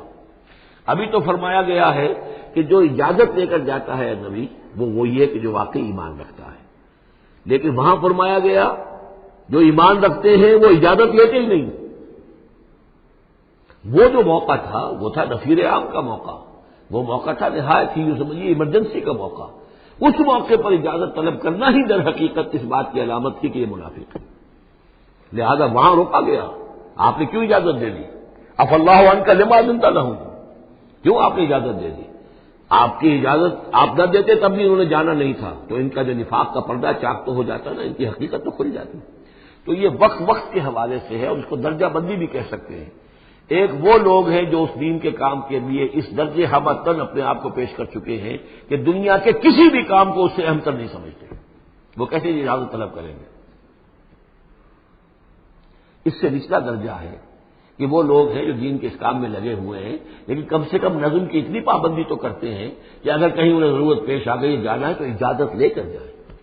اس سے نیچے وہ لوگ ہیں جو اجازت کے بغیر ہی کھسک گئے تو معلوم ہے ان کا تو سرے سے اس کام سے سرے سے کوئی تعلق ہے ہی نہیں. تو درجہ بندی ہے. سیڑھیاں ہیں، اوپر کی سیڑھی کے اعتبار سے درمیانی سیڑھی نیچے ہے، لیکن نیچے والی سیڑھی کے اعتبار سے درمیانی اونچی ہے. تو یہ ریلیٹو معاملہ جو ہے رہے گا کہ ایک وہ لوگ ہیں جو سرے سے اس کا بھی خیال نہیں کرتے کہ اجازت لیں. اجتماع ہے، کوئی اس کی معاملت بھی نہیں کی ہے، نہ بعد میں کی ہے، نہ پہلے کہا ہے کہ میں نہیں آ سکتا. معلوم ہوا کہ انہیں کوئی سرے سے احساس ہی نہیں ہے کہ ہم کسی نظم کے پابند ہیں اور ہماری کوئی ذمہ داری ہے. اس سے بہتر کم سے کم وہ لوگ ہیں کہ جو اپنا عذر پیش کر دیتے ہیں، اجازت لے لیتے ہیں. لیکن اس سے بھی بہتر اونچا درجہ ہے کہ دنیا کے کسی بھی کام کو دین کے اس کام سے اہم تر مت سمجھو. اللہ تعالیٰ تمہارے کام سنوارے گا، اللہ تعالیٰ تمہاری ذمہ داری قبول کر لے گا. تم اللہ کے کام کے لیے نکلو. لا تجعلوا دعاء الرسول بینکم کدعاء بعضکم بعضا. تم یہ رسول کا بلانا اپنے مابین ایسے نہ سمجھ لو جیسے تمہارا آپس میں ایک دوسرے کو بلانا ہوتا ہے. بلانا یہ بھی ہے، آپ نے کسی کو دعوت دی، میرے گھر آئیے کھانا کھائیے، رسول نے دعوت دی، کیا یہ برابر ہو جائے گا معاملہ؟ لیکن ایک بلانا یہ ہے کہ رسول پکار رہا ہے تمہیں کہ آؤ اللہ کی راہ میں چلو میرے ساتھ. ایک یہ کہ کوئی عام آدمی آپ کو کہہ رہا ہے بھائی میرا ایک کام ہے، ذرا میرے اس کام کے لیے تھوڑی دیر کے لیے آ جائیے، کچھ مجھے چاہیے، مدد چاہیے. تو زمین و آسمان کا فرق ہو گیا. اور تیسرے معنی اس کی یہ بھی ہے کہ دعا سے مراد یہ کہ مخاطب ہونے کا انداز، تم جس طرح ایک دوسرے سے بات کر لیا کرتے ہو ایسے رسول کے ساتھ بات نہ کر لیا کرو. ان کے مقام کو، ان کے ادب کو، یہ سورہ حجرات میں جا کر تفصیل سے ہی بات آئے گی. لا ترفعوا اصواتکم فوق صوت النبی ولا تجهروا له بالقول كجهر بعضكم لبعض ان تحبط اعمالكم. تو یہ تینوں مفہوم اس کے ہیں. قد يعلم الله الذين يتسللون منكم لواذا. اللہ کو خوب معلوم ہے تم میں سے وہ لوگ جو اوٹ لے کر کھسک جاتے ہیں، یعنی کہیں نکلے تو ہیں، درج ہو گیا کہ یہ بھی جانے والوں میں ہے، کہیں دیکھا کہ کوئی دیکھ نہیں رہا کھسک گئے، یا اجتماع ہے بیٹھے ہوئے ہیں وہیں پر اب بات آئی ہے کہ اب ایک مہم درپیش ہے. اب انہیں سمجھ میں آ گیا کہ اب نام مانگے جائیں گے کون لوگ اس کے لیے اپنے آپ کو والنٹیئر کرتے ہیں، تو اس سے پہلے کہ وہ مرحلہ آئے وہ وہاں سے کھسک جائیں. یتسللون منکم، جو سٹک جاتے ہیں، کھسک جاتے ہیں آنکھ بچا کر لواذا. فلیحذر الذین یخالفون عن امرہ. تو انہیں ڈرنا چاہیے کہ جو رسول کے معاملے میں رسول کے بات کی مخالفت کرتے ہیں، ان تصیبہم فتنۃ، کہ ان پر کوئی عذاب اللہ کی طرف سے آ جائے، کوئی پکڑ آ جائے، کوئی بہت بڑی آزمائش آ جائے، اور یصیبہم عذاب علیم، یا ان کے اوپر کوئی بہت بڑا دردناک عذاب آ جائے. الا ان للہ ما فی السماوات والارض. آگاہ ہو جاؤ، یقیناً اللہ ہی کے لیے ہے جو بھی کچھ ہے تمام آسمانوں میں اور جو بھی کچھ ہے زمین میں. قد یعلم ما انتم علیہ. اللہ خوب جانتا ہے کہ تم کس مقام پر کھڑے ہو، تمہاری حیثیت کیا ہے، حقیقت کیا ہے، ایمان کتنا ہے، کتنے پانی میں ہو، تمہارے اعمال کیسے ہیں. ما انتم علیہ، جس حال میں تم ہو اللہ خوب جانتا ہے. ویوم یرجعون الیہ، اور جس دن کے وہ لوٹائے جائیں گے اللہ کی طرف، فینبئہم بما عملوا، تو اللہ تعالیٰ ان کو جتلا دے گا جو کچھ کے عمل انہوں نے کیے ہوں گے. واللہ بکل شیء علیم، اور اللہ ہر چیز کا علم رکھنے والا ہے. یہاں تیسرا گروپ جو ہے مکی اور مدنی صورتوں کا وہ ختم ہو گیا. مکی صورتیں 14، مدنی صرف 1، سورہ نور. بارک اللہ لی ولکم فی القرآن العظیم ونفعنی وإیاکم بالآیات والذکر الحکیم.